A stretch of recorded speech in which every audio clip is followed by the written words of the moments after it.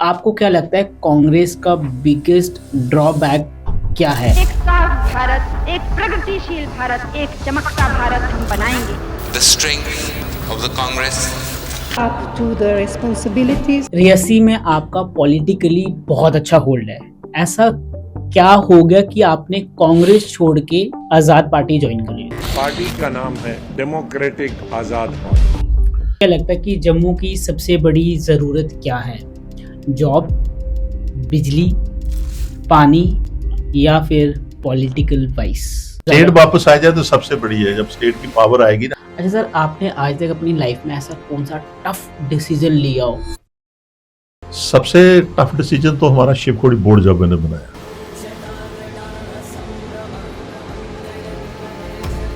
लोग ऐसा बोलते हैं कि कहने को मनमोहन सिंह जी प्राइम मिनिस्टर थे, लेकिन चला उनको सोनिया गांधी ने।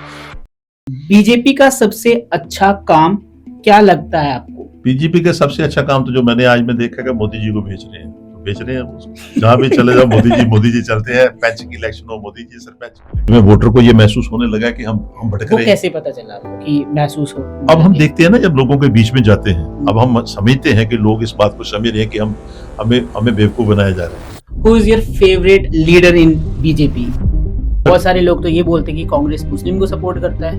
नहीं, वो जब सेकुलर होंगे तो आप तो मुझे भी कहेंगे। If Congress comes to power तो उनके लिए 3 सबसे गारंटीड काम क्या रहेंगे?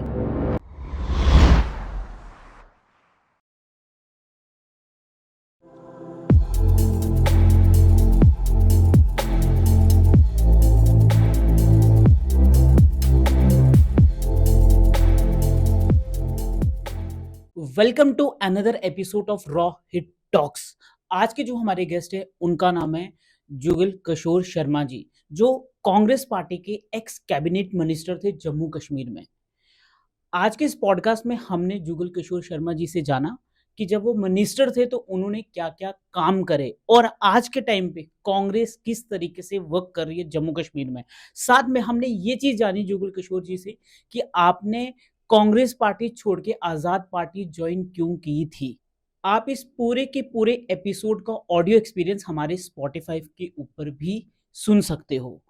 अगर आप इस चैनल पे पहली बार आए तो उसको लाइक शेयर सब्सक्राइब करना नहीं भूलेगा। So enjoy the episode. Okay sir, आपका बहुत बहुत स्वागत है रॉ हिट टॉक्स में। कैसे हो आप? बहुत बढ़िया। जय माता की। जय माता दी सर। वो आपकी ये ब्रॉडकास्ट जो मुझे भी मौका मिला आपके पास, मेरे लिए भी बड़ा अच्छा है। बहुत बहुत शुक्रिया। नहीं सर, आपने टाइम दिया, सो उसके लिए बहुत बहुत थैंक यू। जय माता की। और बहुत अच्छा लग रहा है आपके साथ यहाँ पे बैठ के, और आई होप आज का पॉडकास्ट हम अच्छे से कर पाएँ और आप जो भी हमारे सवाल होंगे उन सभी के आप जवाब दे पाओगे। ओके सर, स्टार्ट करते हैं पॉडकास्ट को। आप ये बताइए कि ऐसा कौन सा टर्निंग पॉइंट था आपकी लाइफ में कि आपको लगा कि यार मेरे को कांग्रेस में ही जाना है, कांग्रेस ही ज्वाइन करनी है। स्टार्ट कैसे हुई आपकी पॉलिटिशियन करियर की? पॉलिटिकली तो काफ़ी हमारा टाइम पीरियड हो गया इसमें, पॉलिटिक्स के अंदर। और मुझे कभी ये सोचा नहीं था कि मैं पॉलिटिक्स में इतनी दूर ये चीज़ें सोचूंगा मैं। कुछ यहाँ से मैं बिलोंग करता हूँ, जैसे मेरा बर्थ प्लेस तो रामबन है। लेकिन कटरा वैष्णो देवी जो है वो कारोबारी दृष्टि से भी है, कारोबार भी करते हैं वहीं से हम शुरू से जी। और उसके बाद थोड़ा सोशल एक्टिविटी, सोशल लाइफ ज़्यादा थी हमारी पॉलिटिक्स में आने से पहले, खासकर कटरा के अंदर। और वहाँ पे कोई भी अगर कोई छोटी मोटी इश्यूज या कोई समस्या हो जाती थी तो हम चल पड़ते थे। स्कूलिंग लाइफ से बाहर निकल कर जब हम कारोबार करते थे तो लोगों के काम के लिए, लोगों की इश्यूज के लिए, जो भी कोई छोटा सोशल एक्टिविस्ट स्टार्ट करा। उस वक्त हमने कभी ये दिमाग में नहीं था कि हम पॉलिटिक्स में इतनी दूर जाएं, ये चीज़ें सोचेंगे। कुछ घर की अपनी समस्याएं या अपनी फैमिली की भी ऐसी थी कि हम ये चीज़ें सोच नहीं सकते थे। लेकिन कुछ रिलेशंस ऐसे थे जिसकी वजह से मुझे पॉलिटिक्स में आना पड़ा। आए हम, मैं चेयरमैन भी रहा म्यूनसिपलिटी में कटरा में जी। 82 में नॉमिनेशन सिस्टम होता था, उन दिनों इलेक्शन नहीं थी। ये नॉमिनेशन सिस्टम क्या होता है? गवर्नमेंट नॉमिनेट करती है। और गवर्नमेंट जब नॉमिनेट करती है तो वो लेकिन किसी ना किसी बेसिस पे करते होगे ना नॉमिनेट? नहीं, ऐसा नहीं, उसमें ये था कि जिस पार्टी के साथ, जिस सरकार के साथ चल रहे हो दिनों, ये था कि नेशनल कॉन्फ्रेंस की सरकार हुआ करती थी, शेख ओके। साहब सी, हम्म, फारूक साहब उसमें सीएम थे। ओके। लेकिन मेरे पर्सनल रिलेशन थे डीडी ठाकुर साहब से, वो हमारे रामबन से बिलोंग करते थे। तो उस वक्त रिलेशन के हिसाब से पॉलिटिक्स का भी हमें इतना कोई नॉलेज नहीं था, लेकिन ओके। काम का शौक था, सोशल लाइफ थी हमारी। ओके। और उसके बाद हमने पॉलिटिक्स के किस्म की फिर गवर्नर रूल आ गया, हमने कोई माइंड ही नहीं कि भाई किस पार्टी में है क्या है, वो दिमाग में नहीं था। उस वक्त एज भी 20-22 साल एज थी हमारी जिस ओके। वक्त वो चीज़ थी। मैं ये पूछना चाहता हूँ कि कांग्रेस में ही क्यों गए, जबकि यहाँ पे रूलिंग पार्टी उस टाइम पे जो ज्यादातर था वो एनसी थी, आप बता रहे हैं। नहीं, नेशनल यहाँ पार्टियाँ बेसिकली अभी भी जम्मू कश्मीर के अंदर जैसे यूटी है, जब पहले सरकार थी, तीन ही पार्टियाँ थी जो फेमस है। एक कांग्रेस आ जाती है, एक नेशनल कॉन्फ्रेंस आ जाती है, एक पीडीपी आ जाती बीजेपी नहीं थी। है, सारी बीजेपी आ जाती है। हम्म, बीजेपी के अंदर थोड़ा मन कभी हमारा मना ही नहीं कि उस तरफ जाना है, क्योंकि क्यों? वो धर्म के नाम पे चलती है पार्टी। कोई भी इशू हो, कोई भी वहाँ कोई आप अपने कोई रियासत की बात या कोई भी बात रखने को वहाँ खुलकर नहीं रख सकते हैं, अच्छा। और वो धर्म के नाम पे चलती है। हम्म, आप वहाँ जो जो हमें राइट मिला है डेमोक्रेसी का, वो धर्म के नाम पे नहीं मिला है। धर्म तो एक अलग चीज़ है, वो तो जुगों जुगों से चला आ रहा है। जी।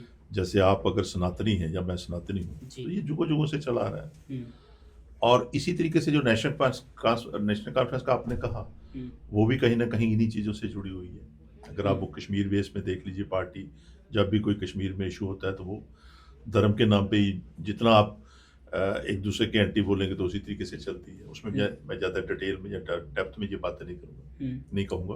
ओके। लेकिन कांग्रेस एक पार्टी ऐसी कि भाई हम सेकुलर तरीके से, हर धर्म के लोग इसमें हैं कांग्रेस के अंदर, जो भी, और लोगों के बीच में जबकि आप जम्मू कश्मीर के अंदर पॉलिटिक्स करनी है आपने, हम्म, तो यहाँ जब तक आप सबको लेकर नहीं चलेंगे तो इसमें मुश्किल आती है।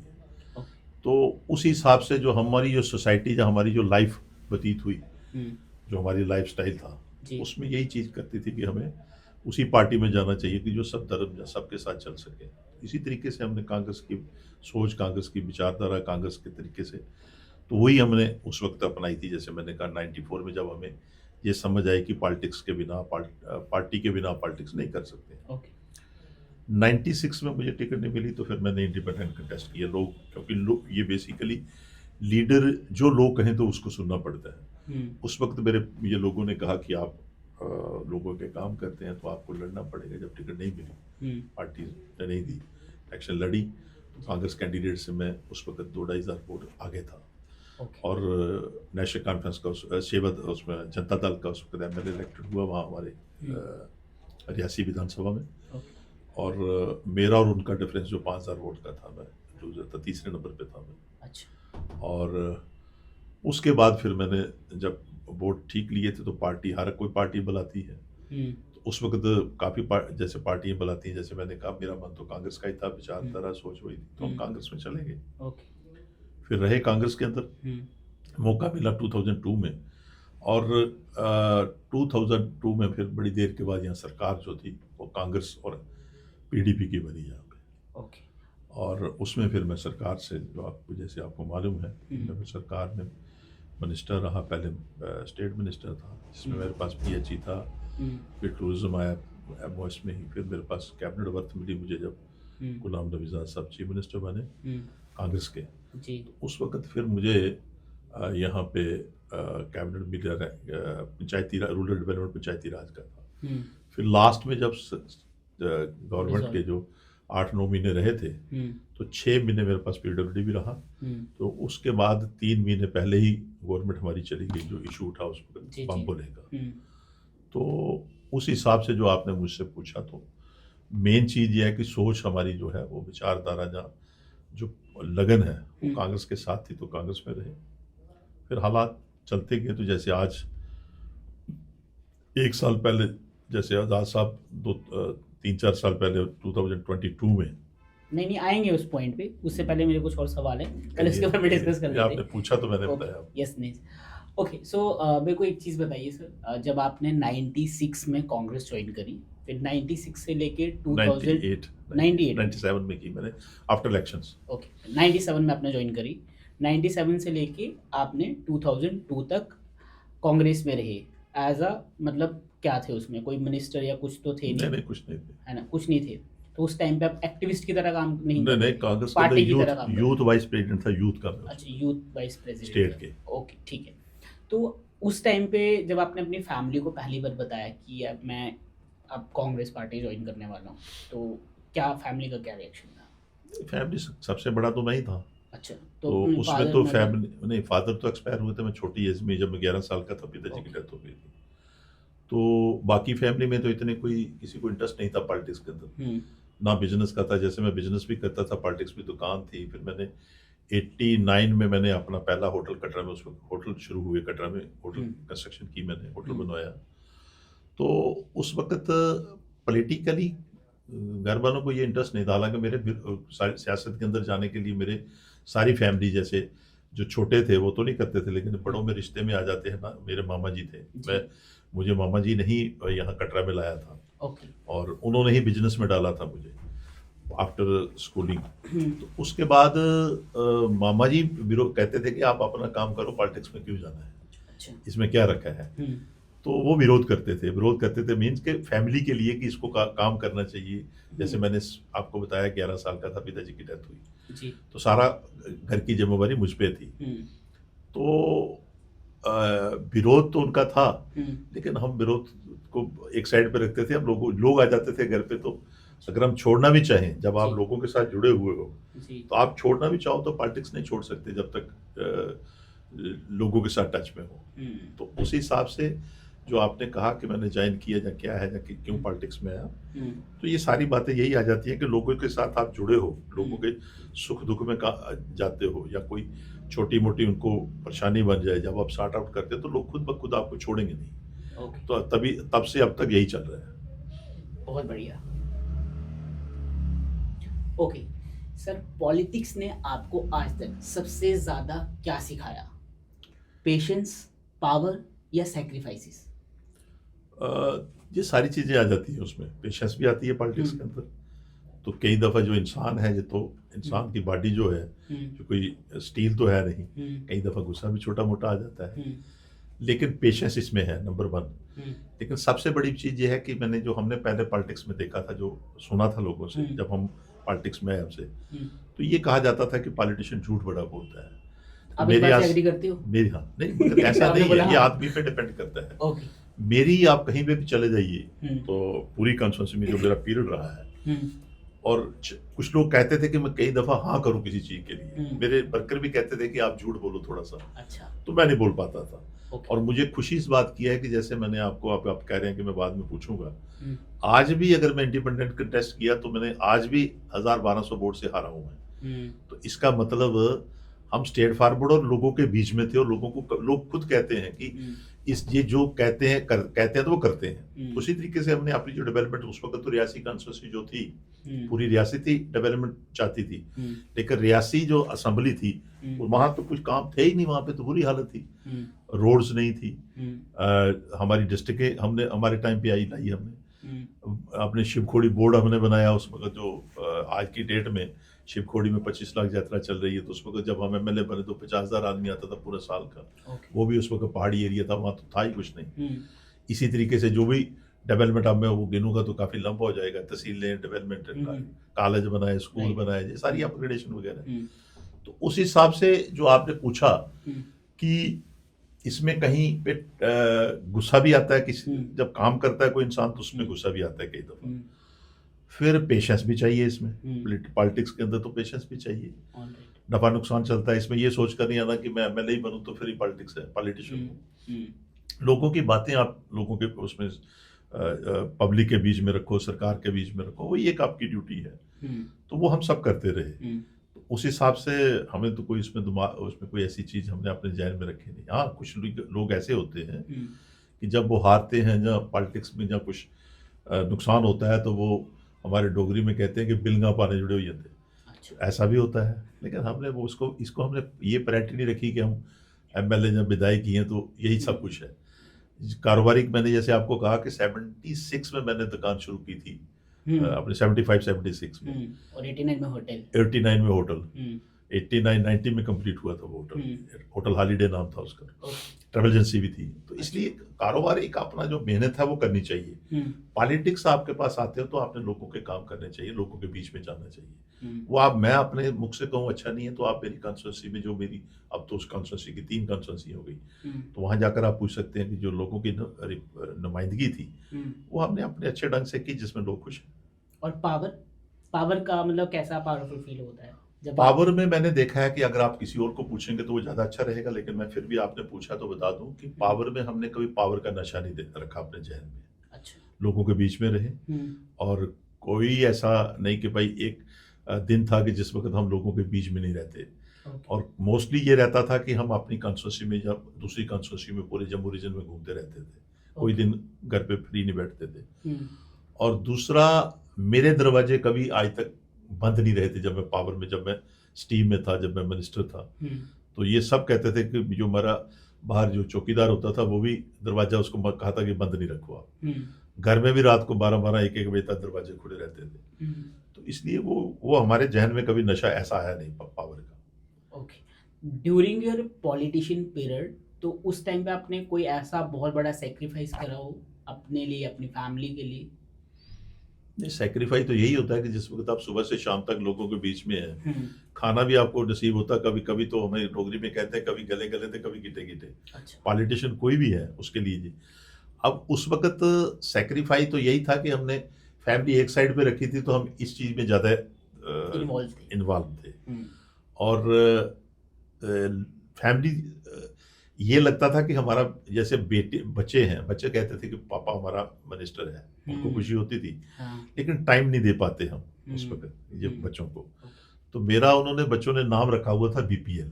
मतलब एक दफा मैं कोई मेरे पास दोनों बेटियां आपस में बातें कर रही थी, तो मैंने सुन ली बात। मैं बाहर से निकला तो मैं मिलता ही नहीं था। उनका बर्थडे हो तो मैं वो भी अच्छे तरीके से नहीं कर पाता था।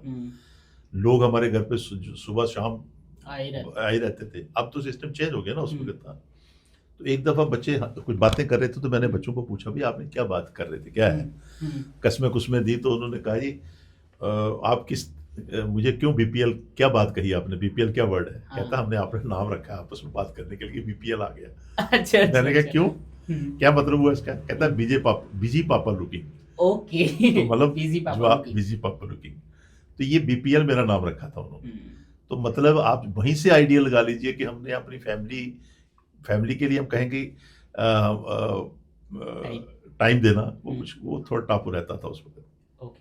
अच्छा सर, आपने आज तक अपनी लाइफ में ऐसा कौन सा टफ डिसीजन लिया हो जो आप मतलब टफ अपनी करियर में, या कोई बहुत टफ डिसीजन लिया हो? सबसे टफ डिसीजन तो हमारा शिवखोड़ी बोर्ड जब मैंने बनाया। क्या क्या आपको उसमें दिक्कतें आई? मतलब उसमें जब शिवखोड़ी बोर्ड की जब फाइल हमने जब मैं एमएलए बना तो मेरे मन में था कि हम शिवखोड़ी जाते थे। आप शायद कभी गए या नहीं गए। हमारे रियासी डिस्ट्रिक्ट में शिव का मंदिर है, काफी अच्छा प्राचीन मंदिर है। एक ही गुफा हुआ करती थी, उसी में जाते उसी में आते। तो मैं जब स्कूलिंग से बाहर आए तो हम हर महीने 2-4 महीने के बाद वहां जाते थे। लेकिन वहां लिमिटेड लोग पूर्णमासी में जाते थे 150 साल में। तो पूरे साल की हम अगर कैलकुलेट करें, वो लोकल मंदिर था, लोकल यात्रा जाती थी। तो हार्डली कोई 50,000 आदमी वहां जाता था दर्शन करने के लिए शिवखोड़ी में। तो मेरे मन में था कि यार ये बढ़ना चाहिए, डेवलप होना चाहिए। तो जैसे होता ना कि किसी के यहाँ कभी हम एमएलए बनेंगे तो हम ये डेवलप करेंगे, ये मेरे जहन में रहता था। मैं एमएलए बन गया जी। फिर एमएलए के बनने के बाद सरकार में मिनिस्ट्री में बन गया। फिर पीएचई टूरिज्म मिनिस्टर जब आया तो फिर मैंने उससे पहले वहाँ एक एडमिनिस्ट्रेटर बोर्ड कॉन्स्टिट्यूट कर दिया एडमिनिस्ट्रेशन ने। तो लेकिन वो ऑथेंटिक नहीं, वो लीगली नहीं था। लेकिन एक एडमिनिस्ट्रेटर बॉडी बना दी वहाँ पे, डीसी जिसमें चेयरमैन और उसमें एसडीएम वहाँ हुआ करता था रियासी में, डिस्ट्रिक्ट हमारी उधमपुर थी। तो उसका चेयरमैन वो था और वाइस चेयरमैन जो था वो एसडीएम रख रखाव करता था। वो जाते थे वहाँ, एक बाबा हुआ करते थे, अच्छे संत थे वहाँ पर, वो अच्छी पूजा की है उन्होंने, उसको वाइस चेयरमैन रखा। लेकिन वो गुस्से में था, वो उसका मन नहीं था कि मैं यहाँ बोर्ड बने। और उस वक्त यात्रा 50,000 जाती थी 2000 पूरे साल में। शिवखोड़ी 50,000 60,000 यात्रा इतनी चलती थी साल। पहाड़ी एरिया था, कोई रास्ता नहीं था। 2002 की बात कर रहे हैं? हाँ, उससे पहले पगडंडी थी सारी, कोई रास्ता, बुरी हालत थी वहां पर। अगर आपको कभी फोटो मिले तो वहां देखो वहां पर क्या हालत थी। हाँ, निकालेंगे। और उसके बाद फिर जिस वक्त मैं एमएलए बना था, फिर मैंने कहा अब इसको डेवलप करना है। जब आपने कहा कि सबसे ज़्यादा टफ क्या था, कि मैंने फाइल सारी तैयार की, लॉ डिपार्टमेंट, टूरिज्म डिपार्टमेंट मेरे पास था, कमिश्नर सेक्रेटरी थी एक लेडीज, उसको कहा भी ऐसे ऐसे बनाओ।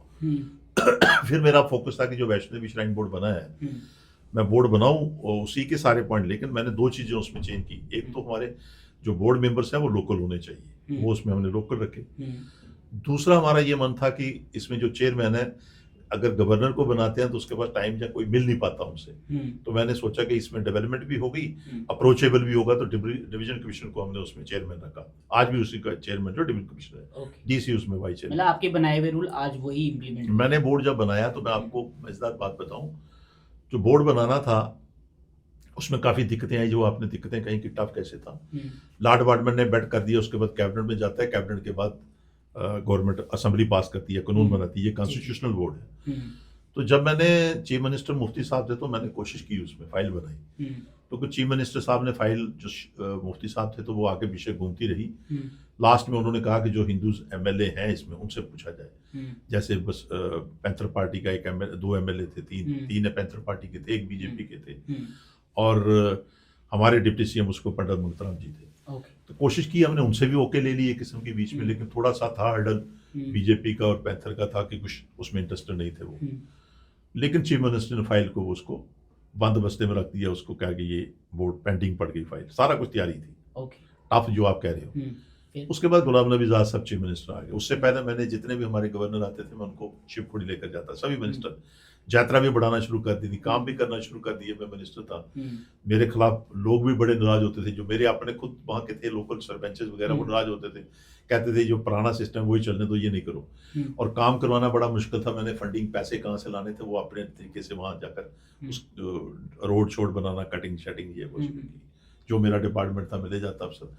और मेरे डिपार्टमेंट में ये भी एक फायदा था, पीएचई था, मैं दूसरे के काम तब तक नहीं करता दूसरे डिपार्टमेंट का जब तक मुझे शिवखोड़ी के लिए पैसे कोई नहीं देता। तो लास्ट में ये हुआ कि आजाद साहब सीएम आ गए। जब आजाद साहब सीएम आ गए तो मैंने उनसे कहा ये ऐसे ऐसे मेरी एक फाइल पेंडिंग पड़ी हुई है। तो उन्हें क्या है, मैंने कहा ऐसे ऐसे शिवखोड़ी बोर्ड बनाना है। तो हमने, कांग्रेस की सरकार थी हमारी, आजाद साहब सीएम थे। मैं उनको वहाँ शिवखोड़ी ले गया शिवरात्रि के टाइम पे, काफी भीड़ थी, महाराज था उस वक्त। यात्रा भी हमने 4 लाख के करीब, 50,000 या 75,000, मान लो 1 लाख ही मानो, 4 लाख कर दिए हमने। 2006-7 की बात है, 2007 तक। 2008 में मैं उनको लेकर के मैं वहाँ पे, उन्होंने कहा फाइल कहाँ, जब वो वहाँ से घूम कर आए उन्होंने कहा यार ये तो बड़ी अच्छी जगह, यहाँ तो काफ़ी लोगों को बिजनेस, जम्मू रीजन में इसका काफ़ी लोगों को फायदा हो सकता है अगर ये डेवलप हो। खुद कहा उन्होंने। मैंने कहा जनाब इसीलिए मैं ये तरले कर रहा हूँ कि यहाँ पर जो बाहर से जो यात्री आते हैं, पहले यहाँ नहीं आते थे, अब हमने यहाँ लाना शुरू किए हैं। तो उन्होंने कहा फिर क्या करना है इसमें, मैंने कहा कुछ नहीं करना, मैंने फाइल तैयार रखी है, मुझे बोर्ड चाहिए, बोर्ड बना कर दो। अब मैं उसमें लंबा आपको ज़्यादा नहीं बताऊंगा, लेकिन जब वो बोर्ड बना 8 फरवरी को, मैं इसमें काफ़ी लंबा हो जाएगा, बड़ी इंपॉर्टेंट बात कि समझो कि शिवजी महाराज ने मेरे हाथ पकड़कर वो बोर्ड बनाया है। शिवजी महाराज, बताइए सर, लोगों को पता चलेगा ना। शिवजी महाराज ने कैसे, वो लंबा हो जाएगा, लेकिन चलो, इससे पहले आपने कहीं बताया थोड़ी ना। नहीं मैंने नहीं बताया, तो पता चल जाएगा ना। उसमें क्या हुआ कि मैंने वहाँ पे 8 गवर्नमेंट का जब बिजनेस वापस आए जिस वक्त शिवखोड़ी से, तो आजाद साहब ने उसको कहा, लॉ डिपार्टमेंट से फाइल मंगवाई और कैबिनेट में अप्रूव कर दी। कैबिनेट में अप्रूव्ड जब होती है, जब कानून बनता है तो वो असेंबली में जाती है। उन्होंने भी असेंबली में रिकमेंड कर दी, जो आप कह रहे हो कि बताना चाहिए। ये भोलेनाथ ने कैसे किया, ये देखो हाथ से करवाया उन्होंने, मैंने वो भेज दिया वहां पे। मैं पूरी बात बताऊंगा, थोड़ा सा टाइम लगेगा, लेकिन वो मैंने पूरी फाइल जिस वक्त बनी तो कैबिनेट ने पास कर असेंबली में भेज दिया। आजाद साहब ने उन दिनों असेंबली जो थी, जो लास्ट हमारी असेंबली सेशन हुआ जो बजट का, वो बजट हमारी गवर्नमेंट जाती है जून जुलाई में, बजट सेशन मार्च में क्लियर होता है। लेकिन आजाद साहब ने उस वक्त जो हमारी गवर्नमेंट के सीएम थे, उन्होंने ये फैसला किया कि हम बजट अगर हम इसको आगे ले जाते हैं तो काम नहीं हो पाते हैं, तो क्यों ना हम फरवरी में इसको क्लोज करें। जनवरी में सेशन लगेगा, पहले मार्च में लगता था, मई में जाकर खत्म होता था। उन्होंने जनवरी में शुरू किया, जिसमें कि फरवरी में इसको क्लोज किया जाए, और फिर जब फंड्स रिलीज हो जाए तो कम से कम डेवलपमेंट तो हो। उस नतीजे से उस सरकार का जो फैसला था, तो उस वक्त कुछ लोगों की शिकायतें मिनिस्टरों की बड़ी आती थी। कई दफा वहां किसी के असेंबली में किसी ने शो डाल दिया कि ये मिनिस्टर ठीक नहीं है, तो उसकी मिनिस्ट्री का उसी वक्त रिजाइन ले लिया उन्होंने उस मिनिस्टर का, कोई एलिगेशन लगा। मैं उसमें नहीं जाऊंगा।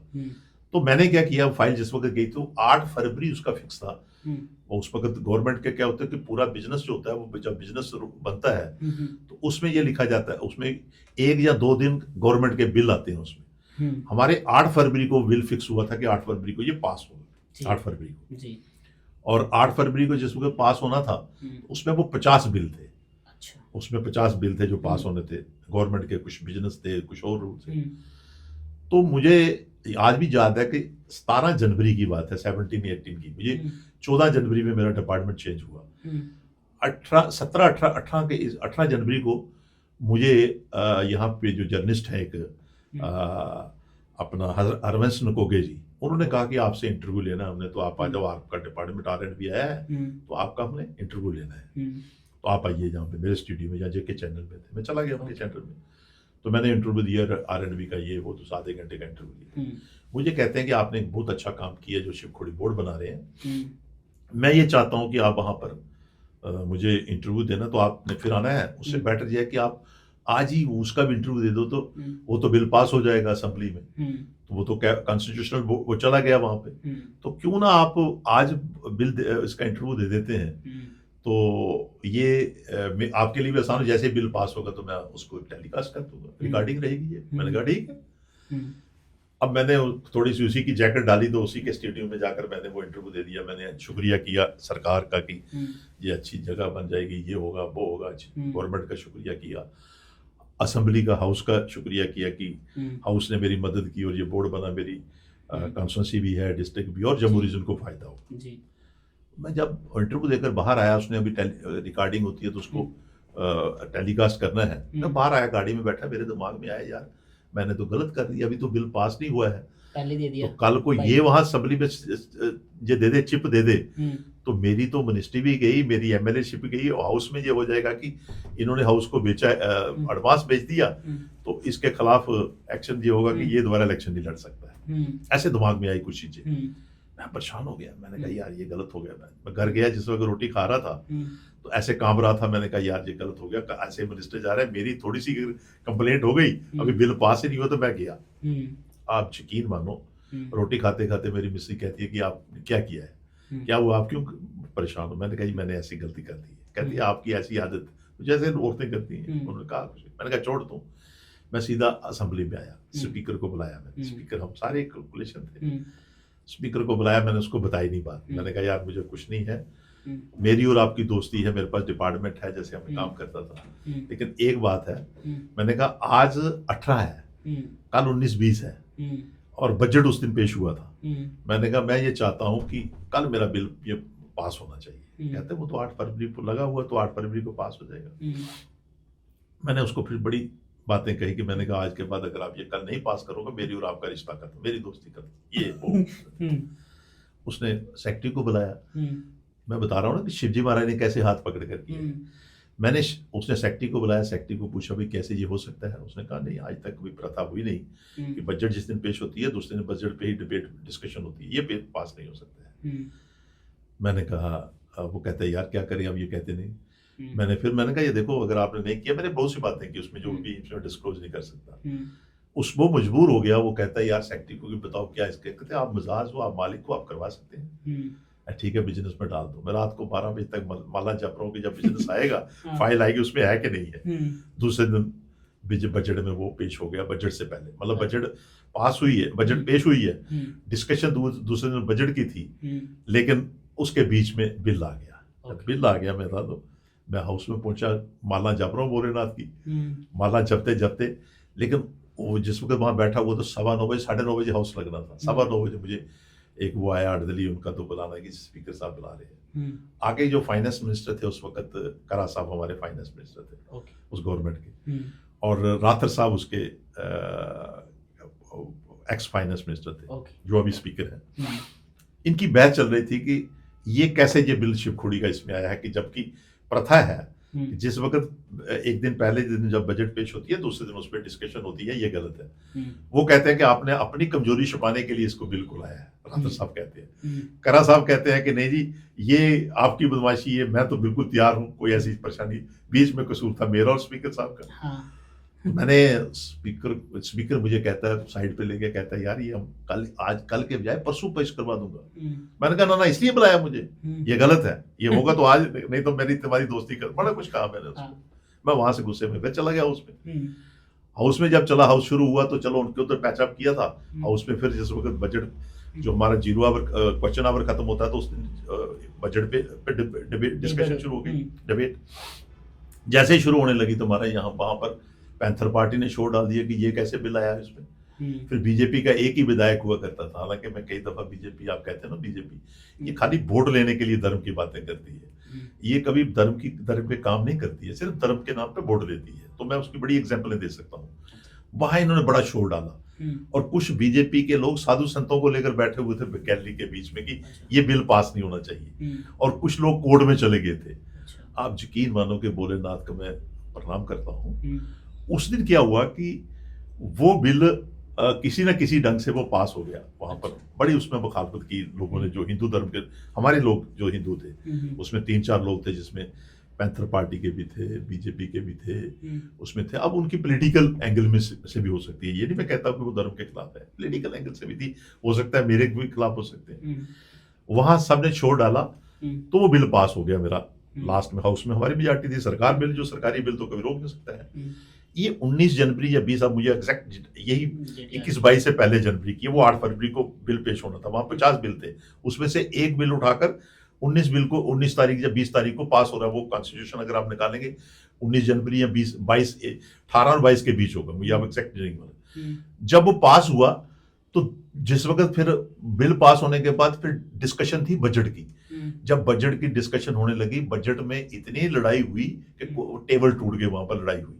और फिर बजट मतलब वोटिंग से शोर पे ही पास करनी पड़ी, और उसी वक्त होटल जो हाउस था वो सैनिटाइज कर दी, मतलब उसको सोर्स को बंद कर दिया।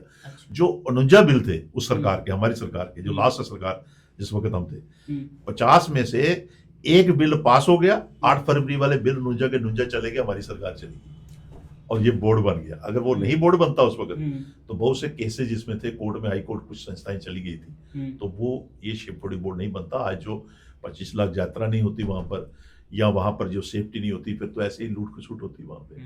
तो मेरा सिर्फ ये कहने का कि आपके जो आपने पूछा कि सबसे टफ टाइम, ये उस वक्त मेरी नींदें भी हराम हो गई थी। मुझे इतनी खुशी एमएलए बनने की, इतनी खुशी मुझे मिनिस्टर बनने की नहीं थी जितनी वो बोर्ड बनने की थी उस वक्त। क्योंकि आपको डर लग गया था ना उससे पहले कि मैं पहले ही आज तो हम कह सकते हैं ना, क्योंकि वो तो अब सब कुछ हो गया। हाँ, अब तो आगे बाहर। तो ये सारी चर्चा थी जो आपने मुझसे पूछी। Interesting story. ये तो मैंने आपको बीच बीच में छाट में बनाया, लेकिन मैं आपको ये बता रहा हूँ कि ये इंसिडेंट हुआ। ये एक हिस्ट्री आप रिकॉर्ड निकाल कर देखो गवर्नमेंट का। गवर्नमेंट हमारी जून जुलाई में चली गई, और फिर वो भी जून जुलाई में इमरजेंसी, जब गवर्नमेंट जानी थी तो इमरजेंसी हाउस में बुलाकर हाउस को एड्रेस किया सीएम ने, तो वो गवर्नमेंट छोड़ दी। लेकिन जो सरकारी बिल, जो हमारा सरकारी सेशन था, जो बजट सेशन था फरवरी का, उस वक्त अगर 45 से 49 तक बिल थे, एक बिल ये था, ये 8 फरवरी को पास होना था। लेकिन उस हालात में मैंने 19-20 को करवाया, और उसके बाद गवर्नमेंट चली गई। आप बताओ, फिर बड़ी और सी बातें, लोअर हाउस में बड़े झगड़े हुए। 50 में से एक बिल पास करवाना बहुत बड़ी बात है। चलिए, बहुत बढ़िया, और मतलब बहुत अच्छा। आज वहाँ 25 लाख यात्रा है, मुझे खुशी है। बहुत सी संस्थाएं ऐसी हैं, बहुत से सनातन धर्म ऐसे हैं यहाँ पे हमारे पास। बहुत से लोगों को मैं देखता हूँ, बातें जरूर करते हैं, वो धर्म की बातें जरूर सनातन की करते हैं, लेकिन उनका विषय कुछ और होता है। वो सिर्फ लड़ाई लुगानी है हिंदू वर्सेस मुसलमान की। वहां उनका जो अपना कर्म धर्म है, जो कुछ करना है, उसमें उनकी नाकामी। जैसे सिंपल सी बात मैं बताता हूँ, हो सकता है बुरी लगे। आज कितने शोर उठते हैं इन चीजों का। आज आप देखो, आज से 1.5 साल पहले वहां पर एक इंसिडेंट हुआ, टारगेटेड किलिंग हुई वहां पे जैतरी की। 1.5 साल से अब तक सरकारें भी रही, अभी 1.5 सवा साल तो इसको सरकार कोई बने हुए, उससे पहले भी सरकार थी, अफसर भी हैं, सभी हिंदू लोग भी अफसर भी हैं, इसमें डिपकाम भी हैं, सब कुछ है, अफसर हैं, विधायक भी बने हैं, एमपी भी बने हैं। वहां आज 5 बजे के बाद यात्री को वहां छोड़ा नहीं जाता है। 5 बजे जो यात्री वहां शिवखोड़ी पहुंचता है, उसको जब कटरा के जम्मू नहीं आने देते, कहते हैं मिलिटेंसी है। तो कितने लोग हैं यहाँ सनातनी, कितनी संस्थाएं हैं, कितना लोग छोड़ डालते हैं। अभी भी देखिए संस्थाएं काफी आई हैं, तो कौन बोलता है? और ये जम्मू रीजन के अंदर हमारी ये हालत है, और ये इन लोगों की, कहीं इनको अगर कोई फायदा होता होगा धर्म के नाम पे तो तब सब चल पड़ते हैं। तो चलो मैं उन चीजों पे नहीं जाता हूँ, लेकिन जो आपने मुझसे पूछा मैंने बता दिया। आपको क्या लगता है एक आम आदमी जो है जो उसकी कॉस्ट ऑफ लिविंग है वो क्या है? जैसे कि जॉब इन्फ्लेशन रेट बढ़ रहा है और आपने देखा होगा एक पर्सनली इंसान जो आम लोग हैं वो बहुत स्ट्रगल कर रहे हैं। आप इसको पर्सनली कैसे देखते हो? देखिए, जहाँ तक मेहनत और काम करना चाहिए, काम ऐसे तो जब आप कोई भी काम ढूंढोगे तो आपको मिलेगा नहीं। और हमारे स्टेट में एक ऐसा रहा कि एक तो हमारी लास्ट बॉर्डर स्टेट है, यहाँ और कारोबारी दृष्टि से तो ज़्यादा सोर्सेज तो यहाँ इंडस्ट्रीज ऐसी नहीं है। जैसे यहाँ पर कटरा जम्मू रीजन की बात करूँगा तो यहाँ हमारे पास पिलग्रिम टूरिस्ट ही है, चाहे वो शिवखोड़ी है या वैष्णो देवी की है। दूसरा हमारा टूरिज्म पे फोकस है, जैसे कश्मीर के अंदर टूरिज्म का है। और हर इलाके का अपना अपना आम काम करने का तरीका है। हमारी जब स्टेट जिस वक्त अभी जैसे अभी 370 टूटने के बाद स्टेट थोड़ी उस पोजीशन पे नहीं है, नहीं तो पहले यहाँ था कि किसी न किसी तरीके से नौकरी सरकारी मिलती थी, और जो हमारी मैक्सिमम बजट जो सरकारी नौकरी में चली जाती थी, क्योंकि इंडस्ट्री तो यहाँ है नहीं कोई भी। तो ज़्यादातर सरकारें जो चलती थी वो किसी न किसी तरीके से नौकरियों पे गुजारा करते थे, नौकरियाँ लगा देते थे। परसेंटेज अगर कहीं पे 1%, 1.5% अगर पॉपुलेशन के हिसाब से अगर पॉलिसी है कि नौकरी मिलेगी, लेकिन हमारे यहाँ पर 2-3% भी चली जाती है। हम उनको सरकार को भी कसूरवार कह सकते हैं, अपने आप को भी कह सकते हैं, लेकिन सोर्स ही नहीं था। यही एक जरिया था लोगों का गुजारे के लिए। बाकी ये अपने पे डिपेंड करता है कि आजकल जो हमारे टाइम पे पूछेंगे तो हमें तो उस वक्त घर पे काम भी करना था, लकड़ियाँ भी लाते थे लोग, लाते थे, हमने भी लाई हुई है। अच्छा। रामपुर में घर पे, रामपुर में जब छुट्टियों में जाते थे, जहाँ नरनैल में पढ़ता था वहाँ लाते थे। तो अपनी अपनी अपनी लाइफ का जरिया तो खुद बनाना है। लेकिन अब जो आपके पास जो अभी नई जनरेशन जो आई है, नई जनरेशन में तो आप तो सबसे ज़्यादा तो इस वक्त फाइट है जितना आप आगे बढ़ सकते हैं तो सब डिपेंडेंट आपके ऊपर है, आपकी एजुकेशन के ऊपर है। फिर आप पहले हमारी स्टेट के लोग बाहर कम जाते थे, अब तो बाहर भी जाना शुरू किए हैं। हमारी स्टेट में स्कोप कम है, बाहर अपने लिए स्कोप ज़्यादा है। और लाइफस्टाइल में जा जाता है कि अगर हम तो अपनी जनरेशन, अपने जो लोग हैं उनको तो यही कहेंगे कि जो हमारी लाइफस्टाइल चेंज मत करें आप, खाने पीने का या दूसरा, तो उनसे आपका जो सारा लाइफस्टाइल खत्म हो जाता है। तो जो हमारी एज के जो लोग हैं आज वो सेटिस्फाइड हैं, क्योंकि उनकी रिक्वायरमेंट ज़्यादा नहीं। जो नई जनरेशन आप जैसी आई है तो उसके लिए जैसे अब आपके पास तो डिजिटल सिस्टम आ गया, तो मुझसे बेटर तो आप इसी डिजिटल सिस्टम से सब कुछ निकाल सकते हैं कि कहाँ कमी है, कहाँ हमें आगे बढ़ना चाहिए। ये सारी चीज़ें हैं, जितना आप कर सकते हो, ये अपने अपने पे डिपेंड करता है। ओके, सो रियासी में आपका पॉलिटिकली बहुत अच्छा होल्ड है। ऐसा क्या हो गया कि आपने कांग्रेस छोड़ के आज़ाद पार्टी ज्वाइन कर ली? मैंने सिंपल सी बात की कि विचारधारा तो हमारी कांग्रेस, मतलब विचारधारा कांग्रेस में इनकी जो सेकुलर या जो सारी चीज़ें जो डेवलपमेंट या फोकस इन्हीं चीज़ों पे था, और हमने वो काम किए भी। लेकिन फिर आज़ाद पार्टी में क्यों चलेगी? अब मैं वही बताने लगा ना कि गुलाम नबी आज़ाद साहब के लिए इसलिए कहूँ कि जो भी पार्टियां हैं, जैसे हमारी कांग्रेस का ही था, तो नेशनल लेवल पे कोई भी आदमी अपने लीडर के पास नहीं पहुंच सकता है। किसी भी स्टेट में चले जाओ, चाहे वो कांग्रेस हो या दूसरी पार्टियां हो, कहीं ना कहीं स्टेटों में अपना रख रखाव रखा होता है।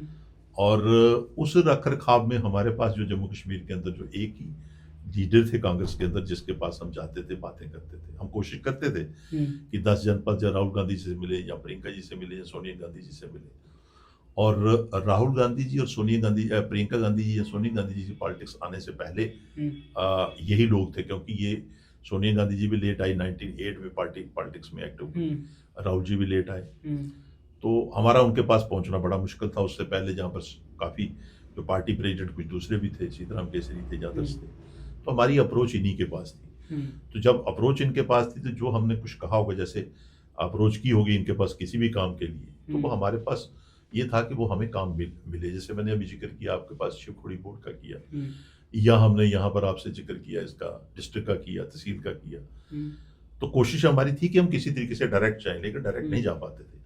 और जब ये इन्होंने इतना हमारे कहने पे कुछ काम किए थे, मन तो था नहीं कि हम भी पार्टी छोड़े, लेकिन ये था कि एक लॉयल्टी एक थी, तो लॉयल्टी के बेस पे हमने अपने आप को जो इनके सुपुर्द किया। मतलब आप कांग्रेस के साथ इसलिए थे क्योंकि आप आजाद पार्टी इसलिए ज्वाइन करी क्योंकि नहीं, वहां पे गुलाम नबी आजाद सर मैं की वही वजह कह से रहा क्या हूँ वहां पे? नहीं, मैं वो नहीं था, विचारधारा सोच तो हमारी कांग्रेस की थी, कामकाज भी कांग्रेस के थे। लेकिन अगर आपने बोला ना लॉयल्टी, अगर आप लॉयल थे लॉयल टुवर्ड्स कांग्रेस, ना लॉयल टुवर्ड्स आजाद सर, लॉयल्टी जो वर्क्स उन्होंने काम किए, जो जैसे डिस्ट्रिक्ट दी, जैसे कॉलेज दिया, तो उसमें कुछ इशू ऐसे थे कि जो पर्सनल कुछ चीजें ऐसी थी कि जो मुझसे मेरा मुझ पे वजन था उनका।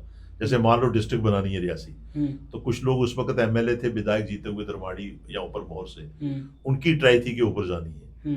तो जब मैंने उनसे जिद की कि नहीं जी, ना दफ्तर वहां शिफ्ट होंगे, ना डिस्ट्रिक्ट रियासी में बनेगी, क्योंकि कुछ उस वक्त ऐसा प्रेशर था कि अभी भी बिफोर डिस्ट्रिक्ट बनने से पहले अभी भी एक एक्सिन का दफ्तर वहां दरमाड़ी में भी अटका हुआ है। अच्छा, तो जब हमने इनसे कहा तो ये इन्होंने डिस्ट्रिक्ट भी दी और मिनी सेक्रेटरी भी वहां पे बनाया।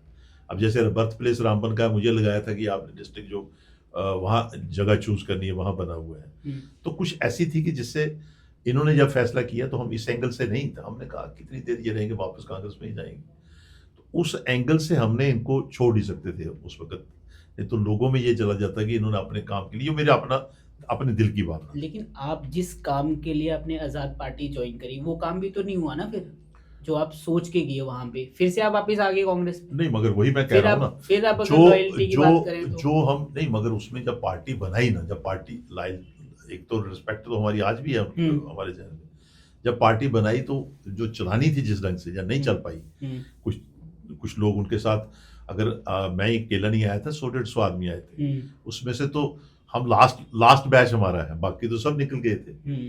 तो जिस वक्त वो नहीं चल पाए तो फिर हमारा पॉलिटिक्स में अगर लोगों के बीच में रहना तो कुछ ना कुछ करना है, इसलिए मैंने इंडिपेंडेंट का टेस्ट किया, मैंने तो उनको बीच में छोड़ दिया। थे कि जब आपने आजाद पार्टी छोड़ी तो फिर आप बीजेपी में आ जाते, क्योंकि बीजेपी अच्छा चल रही है इस टाइम पे, फिर दोबारा कांग्रेस में क्यों चले? मगर मैंने आपको पहले ही कहा ना कि हमारी जो सोच, हमारी जो विचारधारा है वो तो सेकुलर है, और कांग्रेस को हम लाइक करते हैं। कांग्रेस शुरू से ही पार्टी 7 के बाद अगर आप देखें जो इस देश के अंदर किया है, ये अलग चीज है कि आज जो जिनके कांग्रेस में जो अभी आगे होंगे तो हम उनको देखें, लेकिन अगर हम सारा पिक्चर देखें तो कांग्रेस का ही देन है ना देश में।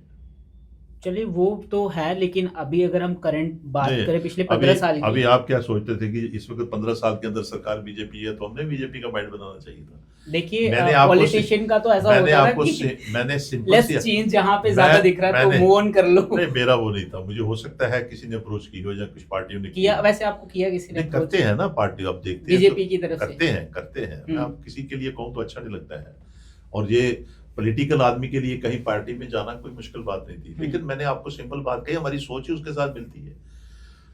आजाद साहब के पास आना तो वो एक मजबूरी समझो, या एक लोगों के बीच में जाने के लिए कि हमने कहीं गद्दारी तो नहीं की, या आप एज अ रिस्पेक्ट की पर्सपेक्टिव से चले गए उनके साथ, है ना? लेकिन जहां हमारी सोच थी वहीं थी, हमारी चारपाई हमारी वहीं पे थी, हमारी सोच वहीं थी। तो आपको ऐसा लग रहा है कि मतलब आने वाले टाइम पे फिर कांग्रेस दोबारा से ये बाउंस बैक करेगी, स्पेशली जम्मू कश्मीर की बात करें अगर हम, तो जम्मू कश्मीर में तो 2 ही सरकारें बना सकती है, जो सेकुलर पार्टी सरकार बना सकती है, बीजेपी अगर जबरदस्ती कहीं करे तो अलग बात है। जबरदस्ती नहीं सर, कांग्रेस से ज्यादा सीटें ली है बीजेपी ने। ये जो लास्ट इलेक्शन हुई है, कांग्रेस की कितनी सीटें आई पूरे जम्मू कश्मीर में? नहीं, कांग्रेस से उन्होंने ज्यादा ली, कुछ गलतियां अभी कांग्रेस को लाइक क्यों नहीं कर रहे? कांग्रेस क्या रीजन हो गया? कांग्रेस पहले रूलिंग पार्टी थी ना। पहले जो आपने सवाल पूछा उसका जवाब दे लीजिए ना। कांग्रेस ने कम सीटें इसलिए ली क्योंकि जो हमने भी उस वक्त अप्रोच की, जिस वक्त हमने आजाद साहब को छोड़ा तो हमने कहा कि हमें आप मौका दो तो हम आपको ये निकाल कर देंगे। उन्होंने कहा नहीं, आप हमें छोड़ कर गए थे तो इसलिए आपको नहीं मिलेगी। हमने छोड़ कर गए, सजा हमें मिली, हम उसकी सजा भी हमने भुगती। और दूसरा, उनको भी नुकसान हुआ जो जम्मू रीजन के अंदर हिंदू बेल्ट से 2014 पे भी कांग्रेस नहीं जीत पाई, 2024 में भी नहीं जीत पाई। और उसमें सबसे बड़ी चीज यही थी कि आज की डेट में जितनी भी बीजेपी ने जो भी कैंपेन की है, जहाँ बीजेपी जिस तरीके से इलेक्शन लड़ती है वो धर्म के नाम पे लड़ती है, मंदिर के नाम पे लड़ती है। वो हम उसका तो मैं कुछ नहीं कह सकता, लेकिन नहीं, क्यों नहीं कह सकते? जिस वक्त हमें नुकसान होता है तो वो मैं आप नहीं कह सकते। नहीं, नुकसान नहीं आप जो चीज जो सामने नजर आ रही है ना, हम्म, जो सामने, अब मैंने सिंपल सी बात बताऊं, मैं अभी कहीं गया था संस्कार वाली जगह, हम्म, तो वहाँ जो बाम्बोले के इंसिडेंट हुआ था जहाँ पे, जिसमें हमें नुकसान हुआ, मैं आपको सिंपल सी बात बताता हूँ, वहाँ मेरे साथ एक सरपंच बैठे खड़े थे, तो वैसे ही बात चली, उन्होंने कहा, मैंने कहा यार आप तो बीजेपी से हैं, कहता मैं था बीजेपी में, मैंने छोड़ दी, मैंने कहा क्यों छोड़ी, कहता बाम्बोले का जब इंसिडेंट था तो हम बिल्कुल उनके साथ छाने बिछाने चले, बिल्कुल चले, पत्थरबाजी भी हुई उस वक्त, जो भी उस वक्त प्रोटेस्ट हुए करते थे, कहता हम पे 10-12 साल हम कोर्टों में जाते रहे, 153B का हमें पर्चा लगा, अच्छा, और हमने इनसे जब जब हमने आपकी सरकार गिराई तो आप बीजेपी का एक विधायक था, और जब हमने बाम्बोले का इशू उठाया तो विधायक इनके 14 इलेक्टेड हुए, और बाम्बोले की वजह से।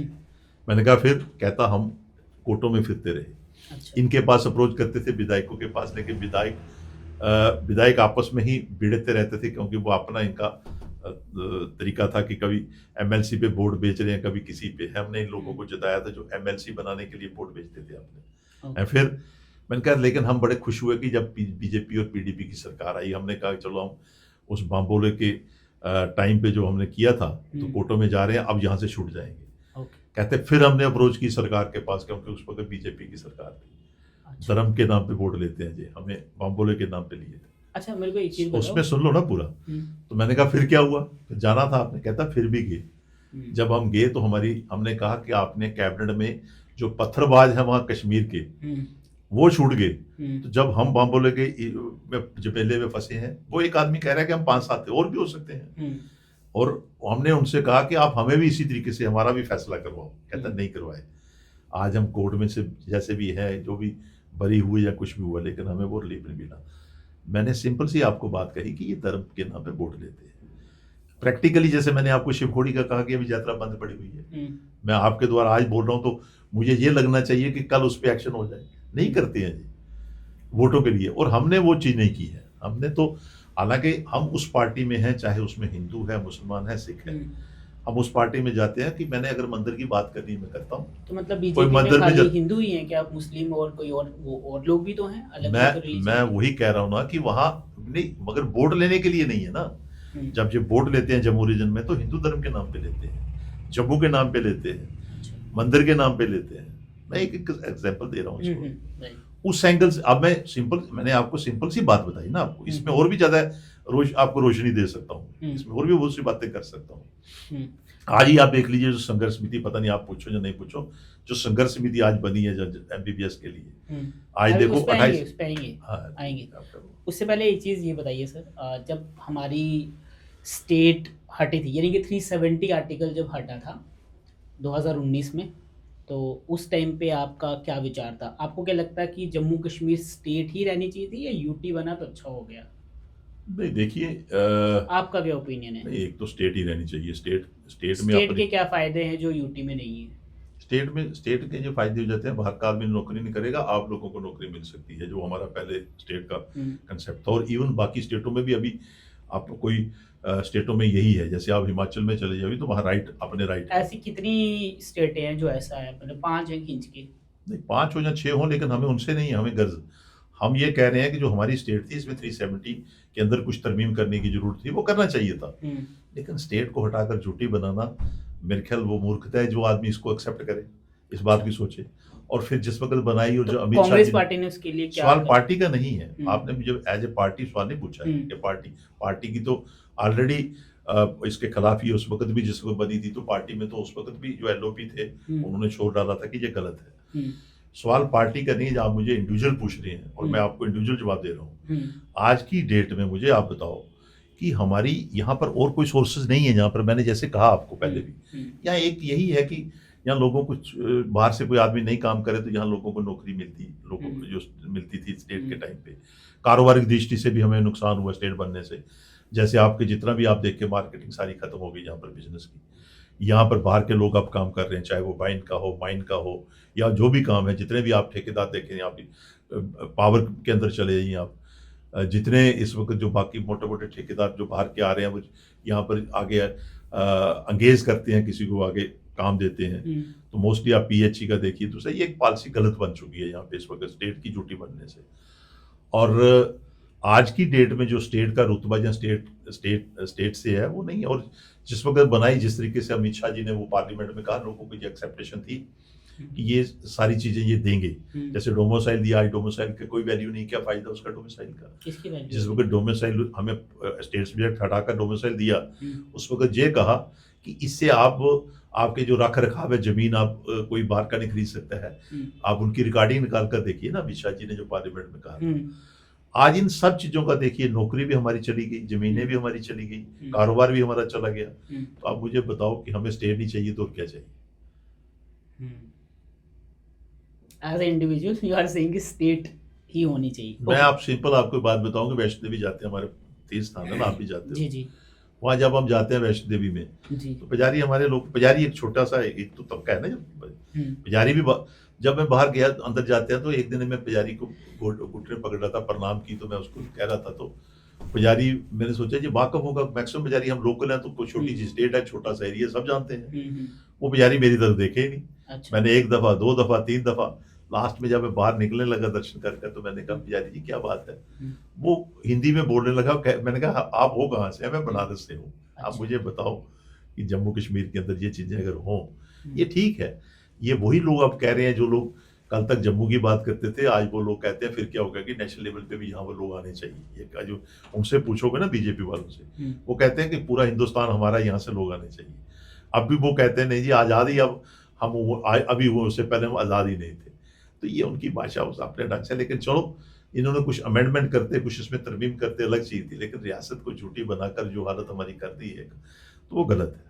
तो अगर आप एज अ कांग्रेस पार्टी देखते हैं, अगर आपको ये मौका मिलता 370 आर्टिकल्स में अमेंडमेंट करने का, तो आप क्या क्या उसमें चेंजेस लाते? नहीं, हालात के मुताबिक मैं उसमें लंबा नहीं कहूँगा। कांग्रेस तो अलग, वो तो कांग्रेस की पॉलिसी, मैंने अकेले थोड़े, वो तो नेशनल लेवल पे पार्टी बनती है, पर इसमें जो भी मतलब आपकी तो सजेशन होती है ना उसमें? मैं वही सजेशन मैं वही कह रहा हूँ ना कि अगर आप पूरा इतिहास देखें ना, अगर इतिहास में तो यहाँ प्राइम मिनिस्टर हुआ करते थे, यहाँ पर सदर रियासत हुआ करते थे। आस्ता आस्ता वक्त के मुताबिक ये सारी चीजें चेंज हुई। लेकिन वो किसने रिमूव करा? वो भी तो मतलब उस टाइम पे जो पार्टी थी, गवर्नमेंट चल रही थी, कांग्रेस ने किया ना। तभी आप जो कह रहे हो ना, आप बजाय मेरे कहने के आप खुद ही कह रहे हो, तो ये चीजें हालात ये चेंज की है ना आस्ता आस्ता। तो सब कुछ इसमें तो 370 तो आप सिर्फ एक ही चीज 35 पे और ये चीजें रही थी, जो बाकी राइट तो इसमें कुछ ऐसा मुश्किल था नहीं, इसमें अमेंडमेंट करनी चाहिए थी। जैसे अगर इसमें हम महसूस करते भाई इसमें कुछ तरमीम की जरूरत है, जैसे आस्ता आस्ता कानून इतने बदले हैं, तो ये भी बदल जाता। अगर कांग्रेस ने नहीं बदला तो ये बदल देते। लेकिन इसके बजाय सरकार से झूठी बनाना, चाहे तो हमें अलग कर देते, स्टेट बना देते, तो वो भी अलग चीज थी। अब बीच में लड़का कर तो फिर हमें मतलब अलग क्या चाहते हैं? अब जम्मू अलग हुआ था, कश्मीर अलग कर देते। अगर जैसे इन्होंने लेह को सेपरेट किया, जम्मू सेपरेट कर देते 5 मिनट के लिए। मैं कह रहा हूँ ये कांग्रेस का नहीं, ये मेरा इंडिविजुअल सोच हो सकती है अगर करना था। जब इन्होंने वो भी नहीं किया, अब स्टेट तो दो। अब स्टेट के लिए कहते हैं कि अब हालात ठीक होंगे तो देंगे। तो मैं कई दफा, हालांकि इनके बीजेपी वालों को पूछा, ये भी परेशान है सभी जितने एमएलए जो लोग हैं, ये भी कोई खुश नहीं है झूठी से। अभी झूठी के अंदर जो अभी सरकार बनी है, जैसे सरकार को दोषी ये मानते हैं हम, आप भी कई दफा सोचते हो, दूसरा भी सोचता है। आज जो झूठी के अंदर सरकार है उसको बिजनेस रूल ही नहीं।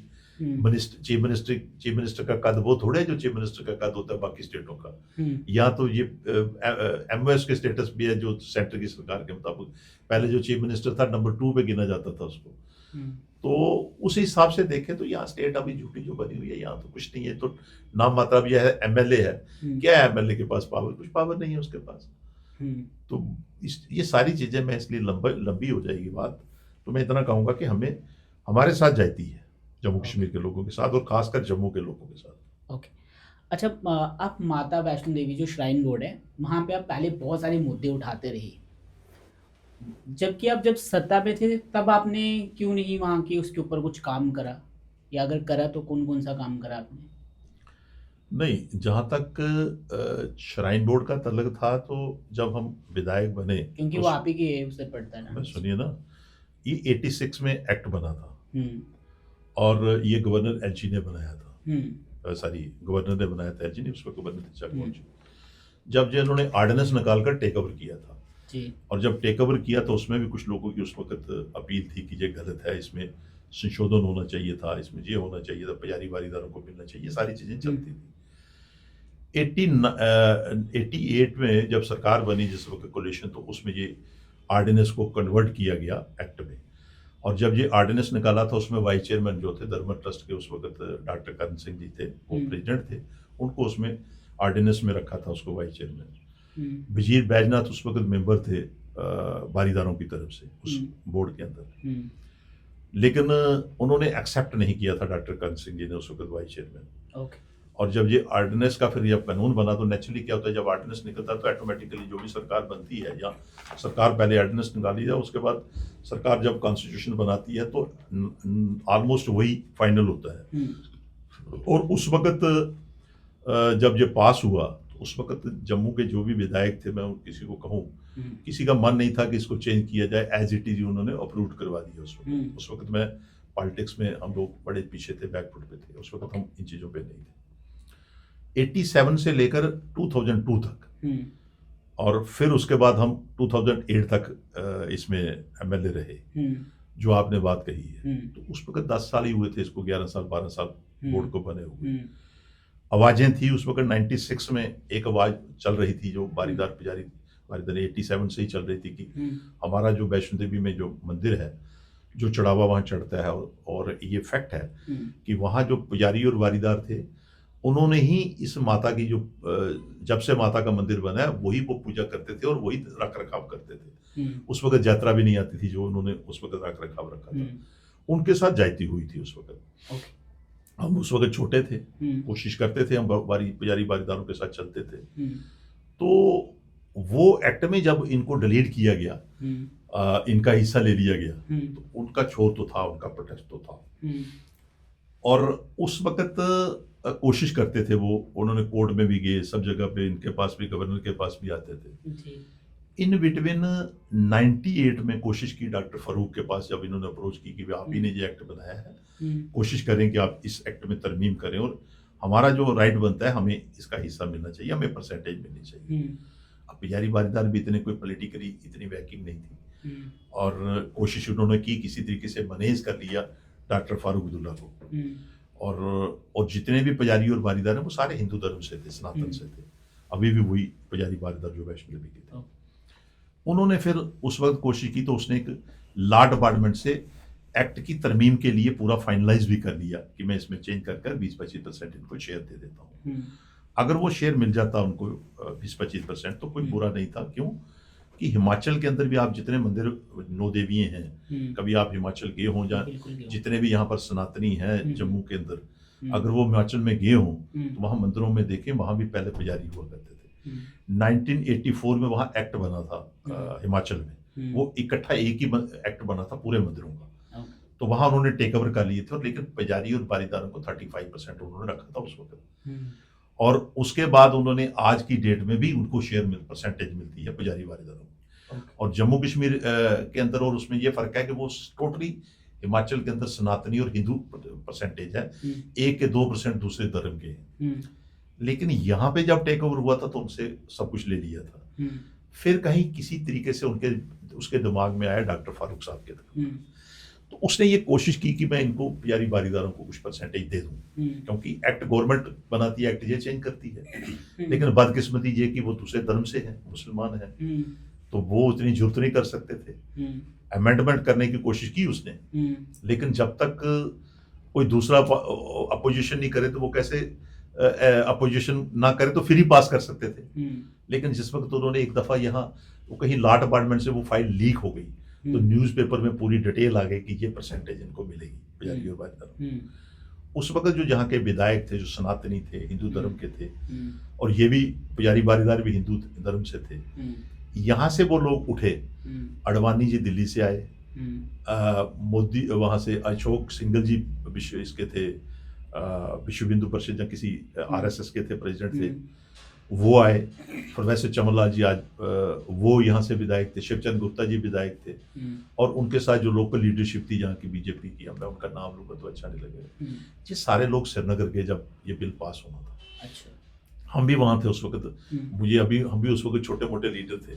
छोटी मोटी वर्करी करते थे। 98 की बात है। हम्म, तो हम भी कांग्रेस के अंदर थे। हमने कांग्रेस के जो 5 विधायक थे उनको फारूक अब्दुल्ला ने कहा कि ये मेरी सपोर्ट के लिए अगर करें तो फिर मैं बिल पेश करूं। हमने उनके आगे पेश कर दिया फारूक अब्दुल्ला को कि ये बारीदार मेरे पास आए थे, पुजारी बारीदार जो थे लोग, शेर सिंह जी थे, एक मास्टर कृष्ण सिंह जी थे, सरपंच थे बलवान सिंह जी, ये सारे मुझे कहते कि आप हमारे साथ चलो, कांग्रेस के जो एमएलए हैं डॉक्टर फारूक साहब के पास, वो अगर हाँ कर दे तो हमारा काम हो जाएगा। हमने कहा ठीक है। हमने उनके पकड़ा। 5 एमएलए थे उसमें, जो अशोक शर्मा कालाकोट वाले थे, बलवीर सिंह जी थे, ताराचंद जी थे, सीएलपी लीडर थे ये, या और 2 जो बाकी एमएलए थे, इनको खड़ा कर दिया हमने फारूक अब्दुल्ला के पास। फारूक साहब को कहा कि भाई ये 5 हैं। ये उन्होंने कहा भाई मैं बिल पेश करूं असेंबली में, आपको कोई दिक्कत तो नहीं? कहता नहीं जी आप पेश करो। इन लोगों को, ये सनातनी है, हिंदू धर्म से तल्लक रखते हैं, 20-25% इनको शेयर कोई परसेंटेज मिल जाए तो कोई बुरा नहीं है। और हाउस में रखिए, उसमें 25 आप प्रपोज कर रहे हैं, हो सकता है 10 मिले, 15 मिले, कुछ ना कुछ मिलना चाहिए। और रेफरेंस उन्होंने हिमाचल का दिया कि अगर हिमाचल हिंदू स्टेट है, वहां मंदिरों में दिए जाता तो इनकी क्या गलती है, ये भी तो हिंदू पॉपुलेशन से है। तो वहां उन्होंने, जो कांग्रेसियों ने कहा, लेकिन दूसरे दिन वहां पर पहुंच के जी अडवाणी जी, अटल जी, सॉरी अशोक सिंघल जी, यहाँ के सभी लोग पहुंच गए। उन्होंने विरोध किया। फारूक अब्दुल्ला को कहा ये हिंदू संस्था है, हिंदू जगह है, अगर आपने इसमें छेड़खानी की तो आपके फिर यहाँ पूरी जगह, सब जगह पे पुतले फूकेंगे। उस बेचारे ने वो फाइल ही एक साइड पे रख दी।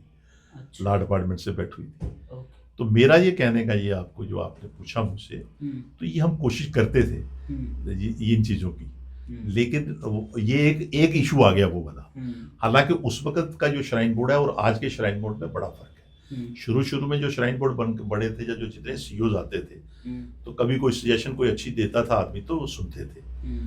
आज जितने भी इश्यूज वहां चल रहे हैं, क्योंकि मैं आपको सिंपल सी बात कहूँ, ये जो वैष्णो देवी की यात्रा है, ये खाली कटरा की नहीं है। ये कटरा का कारोबार नहीं है। इसमें बाहर के लोग नहीं करते हुए 1 लाख 1.5 लाख आदमी वहां काम कर रहे हैं। बिल्कुल। हमने उस वक्त एक लड़ाई लड़ी थी कि रोड जो बना रहे थे, आपने कहा गाड़ी ऊपर नहीं जानी चाहिए, रोड का विरोध किया हमने। यह 94 की बात है। प्रोटेस्ट किया, 33 दिन कटरा बंद रहा। कहाँ तक गाड़ी ऊपर नहीं जानी चाहिए? वैष्णो देवी में रोड बनने लगी थी उस वक्त, तो वही रोड फिर बनी। उस वक्त हमने विरोध किया था। उस वक्त यात्रा भी कम थी। उस वक्त यात्रा 20-25 लाख, 30-32 लाख यात्रा थी। 30 दिन कटरा बंद रहा, 30-35 दिन कटरा बंद। लेकिन जम्मू से हमने जैसे भी अप्रोच की, कुछ गिले शिकवे हो सकते थे उन दिनों, लेकिन वहां मुझे याद है कि जम्मू की एक मीटिंग यहाँ हुई। जम्मू के लोगों ने कहा कि जितनी हमारी जरूरत पड़ेगी हम आपके साथ हैं, क्योंकि ये आपका नुकसान नहीं है, ये जम्मू के लोगों का नुकसान है।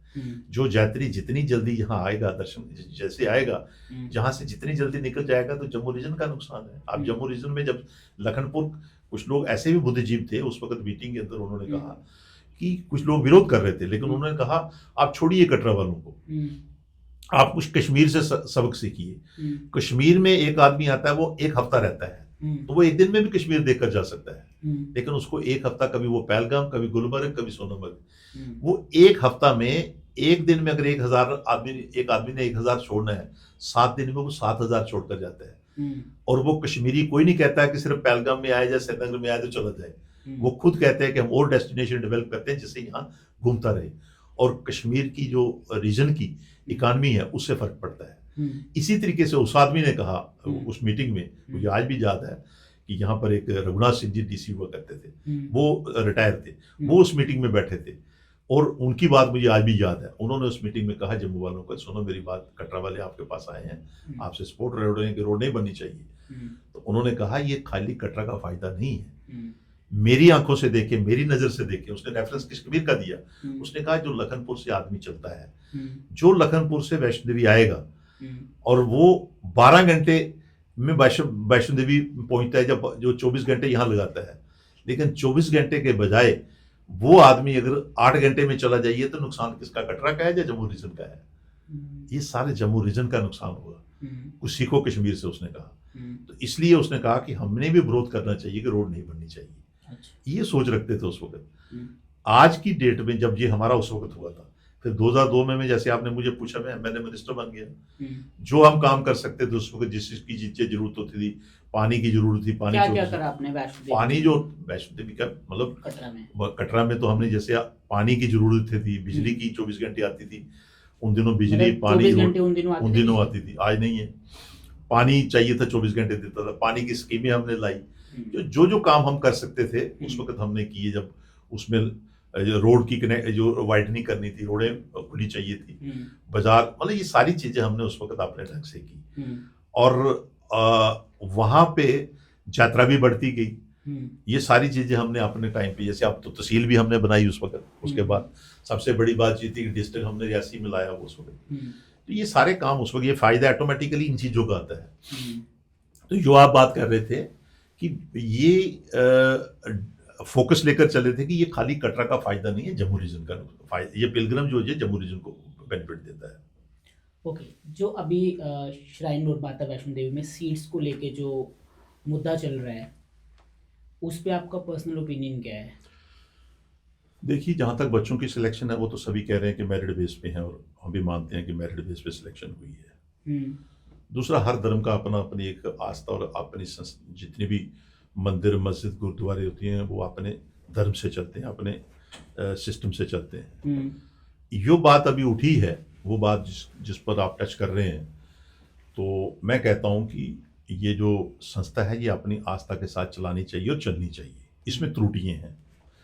आज जहां तक मैं समझता हूं कि जैसे मैंने आपसे शुरू से कहा कि जो हम लोग जब से इसको देख रहे हैं श्राइन बोर्ड को, हमने इसको अच्छे तरीके से देखा और अच्छे तरीके से हम इसकी नेचुरली जो नज़दीक देखता है तो उसको नॉलेज आता होता है। हमने इसकी सपोर्ट कहीं जगह पे की, जिससे कि श्राइन बोर्ड को जहाँ जरूरत पड़ती थी हम उन चीज़ों की जरूरत है उनकी सपोर्ट करते रहे हैं, और अच्छे सीईओ भी वहाँ रहे हैं। बदकिस्मती ये है कि जब गवर्नर चेयरमैन हो तो उसके पास आप आप अपनी सजेशन नहीं दे सकते हैं। दिक्कतें हमें आती थी, लेकिन अब कुछ अरसा से वो सारा कमर्शलाइज हो चुका था इंस्टीट्यूशन। ओके, सारा जो आपने जो धर्म से भड़क चुका था, कहते हैं ना धर्म से भड़क चुके हैं वो सारे। और बीच बीच में हम ये सारी चीजें कहते रहे उनको। उसमें अगर आप पूरा डीपली चले जाइए, आप उसको वो कोई कहीं पे भी अकाउंटेबल नहीं है, कोई आप उनका अकाउंट आप उनको पूछ नहीं सकते हैं कि कई मंदिर हम देखते हैं, कई मंदिरों में जाते हैं, कई मंदिर देखते हैं तो वो हर साल को अपनी बजट, अपना नफा नुकसान बताते हैं। आप तिरुपति बालाजी में चले जाएं, उनका शाया किया जाता है पूरा बजट की, साल में क्या कमाया क्या नहीं कमाया। वो भी इनसे कभी हम पूछते थे, तुझे कभी बताते नहीं थे, कोई भी बात नहीं कि भाई हमारे पर चढ़ावा कितना चढ़ा, कुछ नहीं चढ़ा। फिर वहाँ पर कमर्शियल एक्टिविटीज इतनी उन्होंने शुरू कर दी थी। एक वहाँ पर वैष्णो देवी में पूजा की दुकान है, पूजा के सामान की, वो भी 9-9 करोड़ 8-8 करोड़ रुपए की, पहले 2 करोड़ की, फिर 3 करोड़ की, अब तो 9-9 करोड़ रुपए की वहाँ बिकती है। दुकानें जितनी खोली हैं तो उनके कोई बाइलाज नहीं, कोई किस तरीके से टेंडर देना, किस तरीके से काम तो ये दुकानों का रेट कौन फिक्स करता है? ये गवर्नमेंट थोड़ा ना फिक्स करती है, ये तो वहाँ के लोग जिनकी दुकानें, जिनकी प्रॉपर्टी है, नहीं, उन्हीं की जो प्रॉपर्टी बेसिकली वही वैष्णो देवी बानगा से लेकर चरबादगा से लेकर ऊपर भवन तक तो उन्हीं की सारी प्रॉपर्टी है ना। तो उस एंगल से मैं इसलिए कह रहा हूँ कि इसके 2 पहलू हैं। एक तो सनातन से जो भड़क चुका है वो तो इस वक्त जो आपके सामने सारी पिक्चर है। दूसरा जो प्रैक्टिकली यात्रा बढ़ाने के लिए करना चाहिए, यात्रा के लिए अच्छा करना चाहिए, उससे भी ये भटक चुका है अपने तरीके से। मुझे अभी आज मैं देख रहा था, जो एडवोकेट, आपने मेरी बात सुनते सुनते दूसरी तरफ मुझे लटका दिया। अभी मैं एडवोकेट जो हमारे जो बार एसोसिएशन के प्रेसिडेंट हैं, मैं कल उनका सुन रहा था, बड़े अच्छे ढंग से वो डीपली समझने के बाद अभी उन कुछ चीजें उनके पास अभी पहुंची नहीं है, और उनमें उन्होंने इतना, लेकिन उन्होंने जो कुछ कहा कि ये इतना जो कमर्शलाइज कर चुके हैं, पूजा का अगर किसी ने दर्शन करना उसके भी पैसे हैं, अटका आरती में बहना उसके भी दर्शन है। लेकिन वो तो हटा दिए ना, अब तो नहीं आरती के वैसे ये चल रहे हैं अभी चल रहे हैं। किसने हटाया? पहले मतलब बात चल रही थी ना कि हटा दिए हुए हैं। नहीं, वो सिर्फ कभी यहाँ शोर उठा तो उन्होंने थोड़ी देर के लिए अनाउंस किया, फिर अभी भी पैसे लेते हैं? हाँ, पैसे लेते हैं वहाँ पे। अच्छा। मैं आपको उनकी बात बता रहा हूँ कि मैं अभी कल इंटरव्यू सुन रहा था उनका, ये जो जहाँ श्री वैष्णो देवी संघर्ष समिति बनी है, उसने जो एफर्ट्स की, तो उसके बाद वो इनके पास भी अप्रोच की, क्योंकि उनकी अभी सुनवाई यहाँ पर जो भी, जैसे मैं आपको बता रहा हूँ, वो सारा कमर्शलाइज हो चुका है। जब इनकी बात नहीं सुनी गई तो फिर उन्होंने कोशिश कर रहे हैं आपकी किसी तरीके से संघर्ष समिति एक लड़ाई लड़ना चाहती है, और अच्छी बात है। उसमें उनका जो इस वक्त जो जितनी बरीकी जो त्रुटियां हैं, अभी जैसे मान लो कि वहाँ पर श्राइन बोर्ड जो एक सेपरेट एक रियासती सेपरेट है वो बालंगा से ऊपर, वहाँ कोई चीज़ आप पूछ नहीं सकते हैं, कोई चीज़ आप कर नहीं सकते हैं। वहाँ कोई अगर इंसिडेंट भी हो जाता है, अगर मैं कहूँ कि मैंने कहीं देखने जाना है वहाँ पर कभी कैसे हुआ ये, वहाँ नहीं आप देख सकते हैं। वहाँ तो वहाँ पे कौन देखता है इसको? श्राइन बोर्ड देखता है ना, वहाँ किसी को जाने नहीं देते। अच्छा। अब जैसे वहाँ पर जो मैं आपको पहले बता रहा था कि अब क्योंकि सारी चीजें आपको बतानी पड़ेगी ना, कि आपके नॉलेज में जो आपने देखी नहीं है, तो हम लोग लोकल थे वहाँ पे, हम ये सारी चीजें चलाते थे। हमने रोड का विरोध किया, आपको बताया। फिर इन्होंने यात्री के बेस पे कि भाई यात्री की सहूलत के लिए हेलीकॉप्टर भी चलाया, बैटरी कार भी चलाई। फिर पिछले दिनों रोपवे शुरू की। हमने कहा क्यों इस सारे पहाड़ को, ये माँ वैष्णो, जो अगर इतिहास देखें तो जो पहाड़ी माता वैष्णो देवी ने बनाया हुआ है, इसकी एक एक कण कण में माता है। तो वो सारा एक रचना उसने, इसको त्रिकुटा पर्वत कहते हैं। क्यों कहते हैं त्रिकुटा पर्वत? क्योंकि माता सारा माता इसमें इतिहास में आता है सारी चीजें। माता ने खुद रूट बनाया है, बाणगंगा माता ने बनाई, चंद्रपादका माता ने बनाई, गर्भजून माता जी, उसकी माता जी का उस रास्ता है वो सारी। उन सब चीजों को इन्होंने दृढ़, मतलब इसको सारा कतरा कतरा कर दिया। कोई हम पहले हम सजेशनें देते थे, सजेशनें सुनते थे। अब अगर हम सजेशनें देते हैं इनको, जो भी, अब ये सारे ऑफिसर वहाँ वो, अब मैं कई दफ़ा जाता हूँ सीईओ को कहता हूँ, मैंने कहा आप वैष्णो देवी के यहाँ डिप्टी कमिश्नर नहीं है, यहाँ आइए, सबसे जरूर आपने एजुकेशन अपनी ऑफिसर हैं आप, लेकिन यहाँ वैष्णो देवी के पुजारी हैं। जो लोग, हो सकता है मैं कुछ सजेशन आपको गलत भी दूँ, हो सकता है अच्छी भी हो, तो आप उस जो अच्छी लगती है वो लेनी चाहिए आपने। यात्रा के सहूलत के लिए यात्रा बढ़नी चाहिए। आज इस साल हमारी 35 लाख यात्रा कम हो रही है, और इनकी गलतियों से, इन्हीं की वजह से यात्रा कम हो रही है। और उसी तरीके से रोपवे लगने का काम शुरू किया हमने, सबने, कटरा वालों ने विरोध किया कि गलत है। जब आप यात्री को 5 मिनट में जब ऊपर जाएगा, 5 मिनट में वापस आएगा, दर्शन कर कर वापस चला जाएगा। जिस श्रद्धा भाव से यात्रा जाती है, तो जिस वक्त आप इसको ज्यादा चेंज कर रहे हो, जैसे मैंने कहा कि कमर्शलाइज कर रहे हो, तो उसमें सारी यात्रा जो जाएगा वो घटोले में बैठा होगा, जय माता दी कहाँ कहेगा। आप जब वैष्णो देवी जाते हो, रास्ते में आप 10 जगह पे जरूर जय माता दी बोलते हो। गुडोला में जाओगे, आप फोटो शूटिंग करते रहोगे तो पिकनिक स्पॉट बन जाएगा। ये हम लोग सारी चीजें कहीं आस्था के साथ भी करते हैं, कहीं हो सकता है हमारा भी स्वार्थ हो। ये नहीं कि हमारा स्वार्थ नहीं, ऑटोमेटिकली बेनिफिट आ जाता है, बिजनेस वहाँ के जो लोकल लोग वो बेनिफिट आएगा। अगर कोई जम्मू के अंदर इंटर करेगा तो कुछ ना कुछ छोड़ कर जाएगा। उसमें जम्मू वाला जितनी भी सजेशन देगा तो उसको ये कोई कहे कि इसका अपना स्वार्थ है, वो तो अलग चीज है। हमने कहीं इनको सजेशनें, कहीं स्वार्थ देते रहे, लेकिन ये लोग नहीं उसमें आते थे। लेकिन आज मैं समझता हूँ कि माँ भगवती के ही ये प्रेरणा है, नहीं तो ऐसी ये इतना विरोध नहीं होता इनका। हम कहीं दिल्ली में भी जाकर कहते हैं ना, श्राइन बोर्ड की बात करते, वो श्राइन बोर्ड की तारीफें करते थे। किसी ऑफिसर के पास चले जाओ, श्राइन बोर्ड की तारीफें करते थे। आज इस साल के अंदर जो लोगों के बीच में सारी बातें कही हैं, कमर्शलाइजेशन लोगों के बीच में किया कि भाई किस तरीके से कमर्शलाइजेशन है। दूसरा, ये जो इंसिडेंट हुए, जैसे 42 कैजुअलिटी हुई, आपको मैं बताऊं कि बाकी जहां जितनी भी त्रैस्ती हुई पूरे नॉर्थ में, जैसे हिमाचल, जहाँ जम्मू कश्मीर में भी हुई, जैसे चसोती में हुई, लेकिन यहाँ वो त्रैस्ती नहीं थी। यहाँ इनका रखा हुआ मलबा था, वो बारिश की पानी की वजह से गिरा और नीचे बैठे हुए यात्री के ऊपर गिरा। अभी जैसे आप पूरा ट्रैक देखेंगे वैष्णो देवी का, कहीं पे भी आप देखो, वहां कहीं क्रॉसिंग नहीं है पानी की, कि पानी इकट्ठा होकर शैडर लोहे का लगा दिया, नीचे कोई यात्री चलता है, ऊपर से पानी आता है जिस वक्त, तो ऊपर पानी टीन ने रोका हुआ है, लेकिन नीचे फुट दो बच्चों को उठाकर वो लेते हैं, कहीं बच्चा बह ना जाए। कहीं क्रॉसिंग नहीं है पानी की, पहाड़ से पूरा बंधा हुआ पानी आता है, कोई प्लानिंग नहीं है। ये सारी चीजें जिस वक्त हम इनसे कहते हैं तो ये कभी सुनते नहीं है। मैं कई दफा उनको कहता हूँ कि आप वैष्णो देवी में यहाँ पर पुजारी हैं, ऑफिसर नहीं है, जो मैं पहले भी आपको कहा। इन सब चीजों की जब हम आवाज उठाते थे नहीं सुनता, लेकिन आज मैं समझता हूँ कि ये माँ भगवती की ही प्रेरणा है।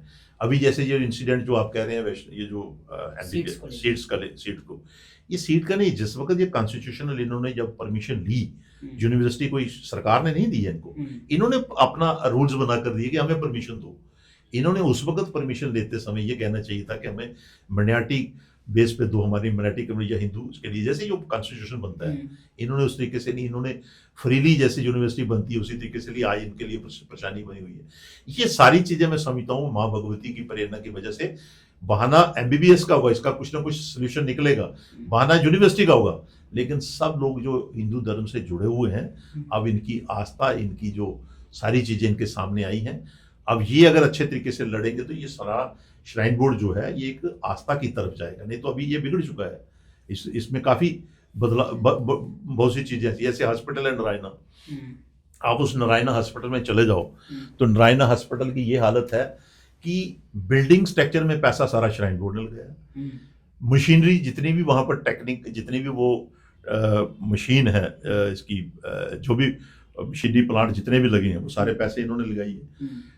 वो रेडी जो नारायणा का जो ओनर्स है उसको इन्होंने हैंड ओवर कर दिया, जैसे भी चाहे वो जो भी प्रोसेस अडॉप्ट किया उस वक्त दे दिया उसको।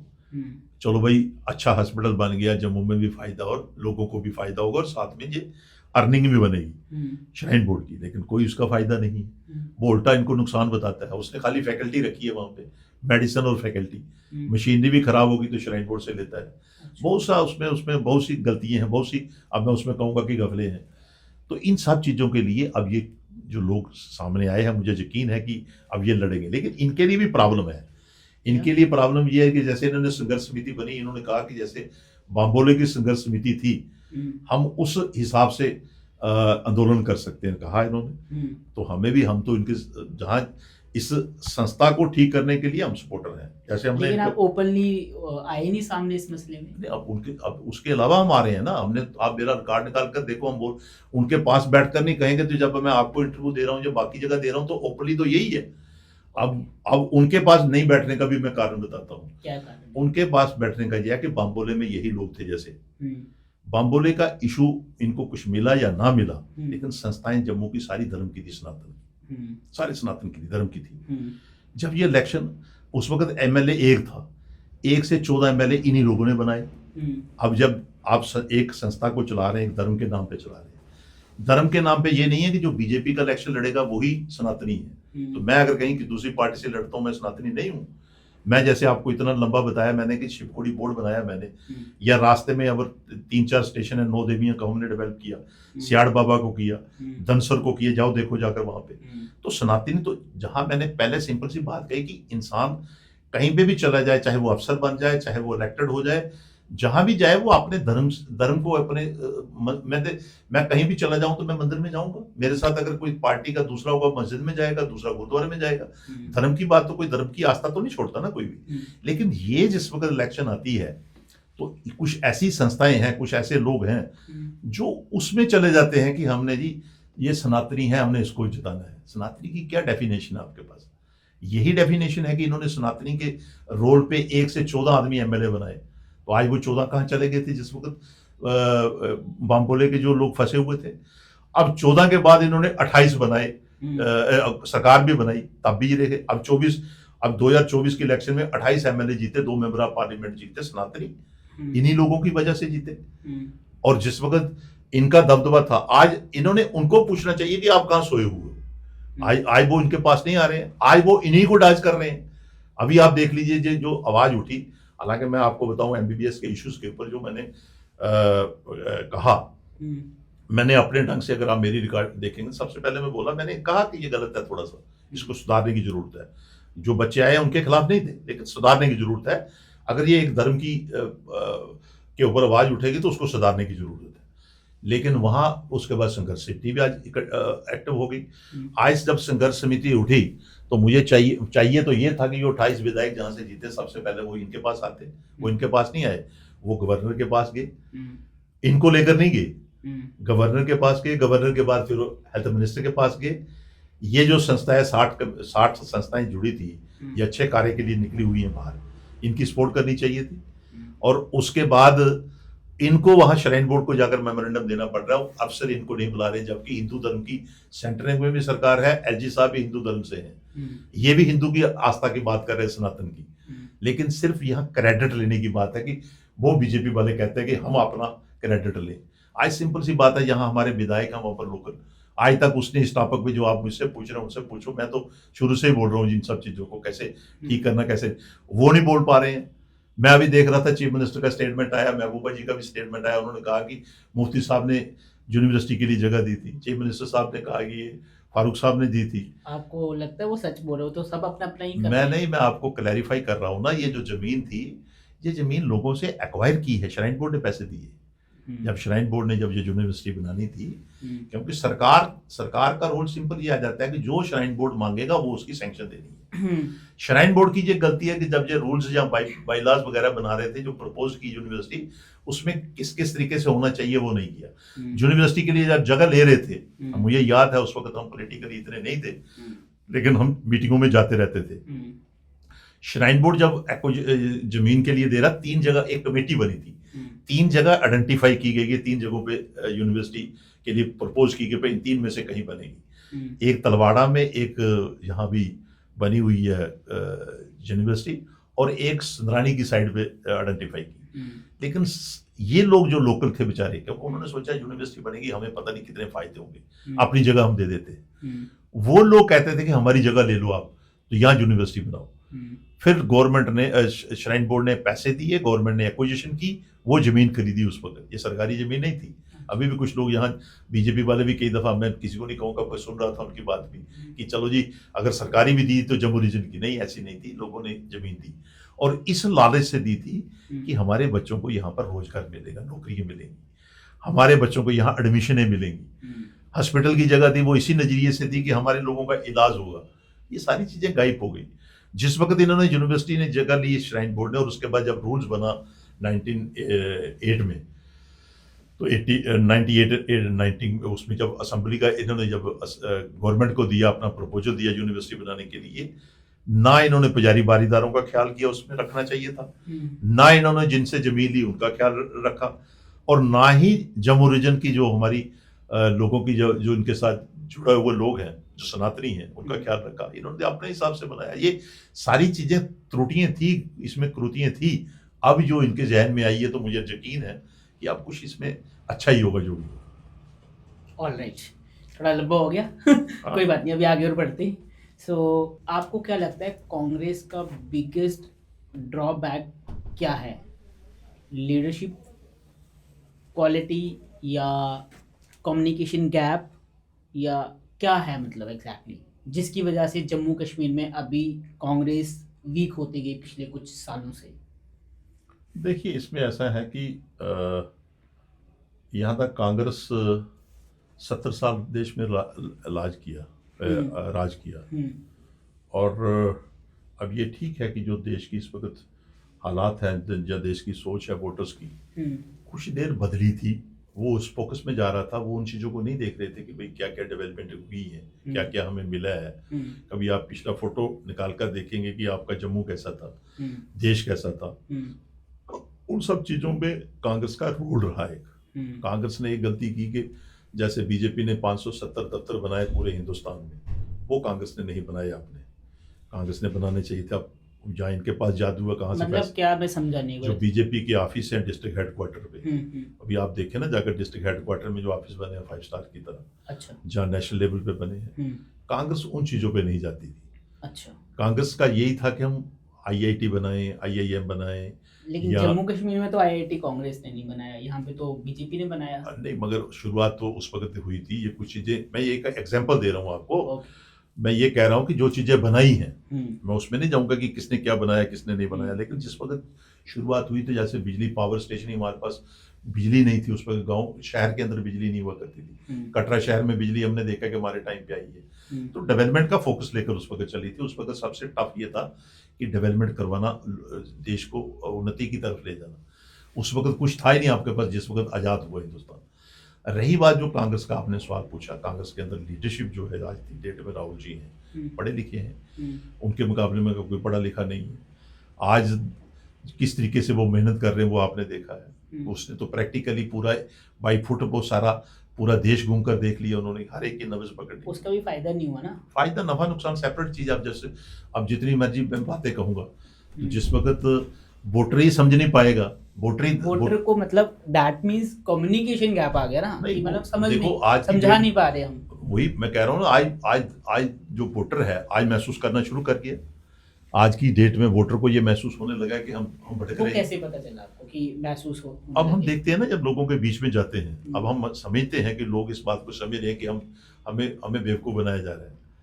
तो आज की डेट में मैं ये कहूँगा कि सिर्फ कांग्रेस की एक ही गलती है कि वो धर्म के नाम पे किसी धर्म को पकड़ना चाहिए, जैसे ये पकड़ा हुआ है। मुझे आप बताओ कि 90 इसमें जिस वक्त भी देखो इनका क्या एजेंडा है। सिर्फ यही है कि हमने सिर्फ हिंदुओं के नाम पे कुछ चीजें लेनी है। लेकिन बहुत सारे लोग तो ये बोलते हैं कि कांग्रेस मुस्लिम को सपोर्ट करता है।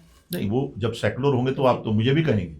मैं आपका जब मेरा इंटरव्यू जाएगा ना, वो कहेंगे कि नहीं जी कब बीजेपी ये मुसलमान हो सकता है, ये चीजें कह सकते हैं। जब सेकुलर, जब आप किसी दोस्त के पास बैठोगे ना जाकर, मेरे पास बैठोगे तो कहेंगे नहीं ये हिंदू सोच का है। जब आप किसी दूसरे मुस्लिम के पास बैठोगे तो आपको भी मुस्लिम बनाएंगे। ये बेसिकली हमारी फितरत बन चुकी है ना वोटर की। अच्छा। ये बोर्ड में कहीं नहीं लिखा है कि मजहब चेंज होता है। हम्म। बेसिकली जो हमें कहीं नहीं लिखा है कि वोट दोगे तो आप स्वर्ग में जाओगे हम्म। या धर्म जात की। ये जब देश आजाद हुआ उसमें आपको एक राइट मिला, आपने अपना रिप्रेजेंटेटिव चुना, किसी भी कम्युनिटी से हो, किसी भी जात से हो, उसको वोट कास्ट करना आपने। आज देश के अंदर ये सारी चीजें चल चुकी हैं। आज ही आप देख लीजिए कि देश तरक्की की तरफ नहीं जा रहा। देश का इतिहास जो है वही, जिस वक्त पार्लियामेंट के अंदर भी जो एक्सरसाइज होती, कार्रवाई होती है, वो आप पुरानी जो जिसको हमने सोचा भी नहीं है वो चीजें बता रहे हैं कि क्या क्या उस वक्त ये हुआ, ये वो हुआ। अब आप प्रैक्टिकली बताओ कि आपने क्या करना है कि लोगों की गरीबी कैसे दूर नहीं, कारोबार कैसे बढ़ाना है, लोग जो पढ़कर लिखकर बच्चे आए हैं उनको जॉब कैसे देना है। इन चीजों की तरफ तो कहीं नहीं आपने सुना होगा। वो दूसरी तरफ ही लेकर चलते हैं कि वहां भी जो लड़ाई चलती है वो पुरानी लड़ाई, वो प्राइम मिनिस्टर फलाना फलाना था, फलाना फलाना, इन चीजों पे ले जाते हैं। ओके। अच्छा, आपको क्या लगता है कि जम्मू की सबसे बड़ी ज़रूरत क्या है? जॉब, बिजली, पानी या फिर पॉलिटिकल वाइस? सारी चीजों की जरूरत है। जो आपने कही, मेरे कहने के बजाय कौन सी चीज की इसमें नहीं जरूरत है? और कुछ मतलब इनमें से स्टेट वापस आ जाए तो सबसे बड़ी है। जब स्टेट की पावर आएगी ना, हमें ये नहीं है कि चीफ मिनिस्टर कौन बनता है कौन नहीं बनता है। जब भी जो सरकार बने, चाहे कोई कांग्रेस का बने, बीजेपी का बने, एनसी का बने, चीफ मिनिस्टर किसी भी पार्टी का बने, किसी भी धर्म का बने, लेकिन उसके पास खुश होना चाहिए, लोग जाएं।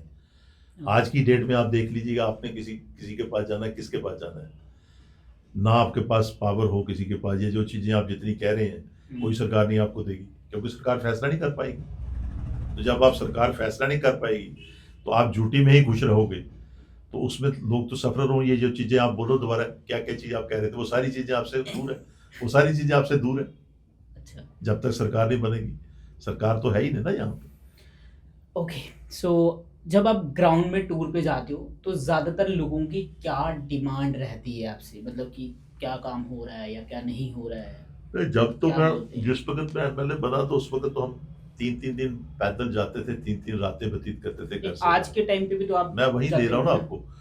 अब जब मैं 2002 से लेकर 8 तक एमएलए था, जो मैंने आपको काम गिनकर सुनाए, जैसे मैंने आपको कहा कि हमने जब सबसे बड़ी बात है जो रोड्स हमने बनाई, कॉलेज हमने बनाए, तहसीलें बनाई, ब्लॉक बनाए, स्कूल अपग्रेडेशन की, ये सारी चीज़ें तो की। सबसे बड़ी बात की कि जम्मू रीजन के अंदर हमने जो डेस्टिनेशन बनाए, जैसे शिवखोड़ी, दनसर, सियाड़ बाबा, ये सारी चीज़ें, और उसके बाद ये सारी एक्टिविटी जिससे कि टूरिज्म पिलग्रिम जहाँ से बढ़ा है।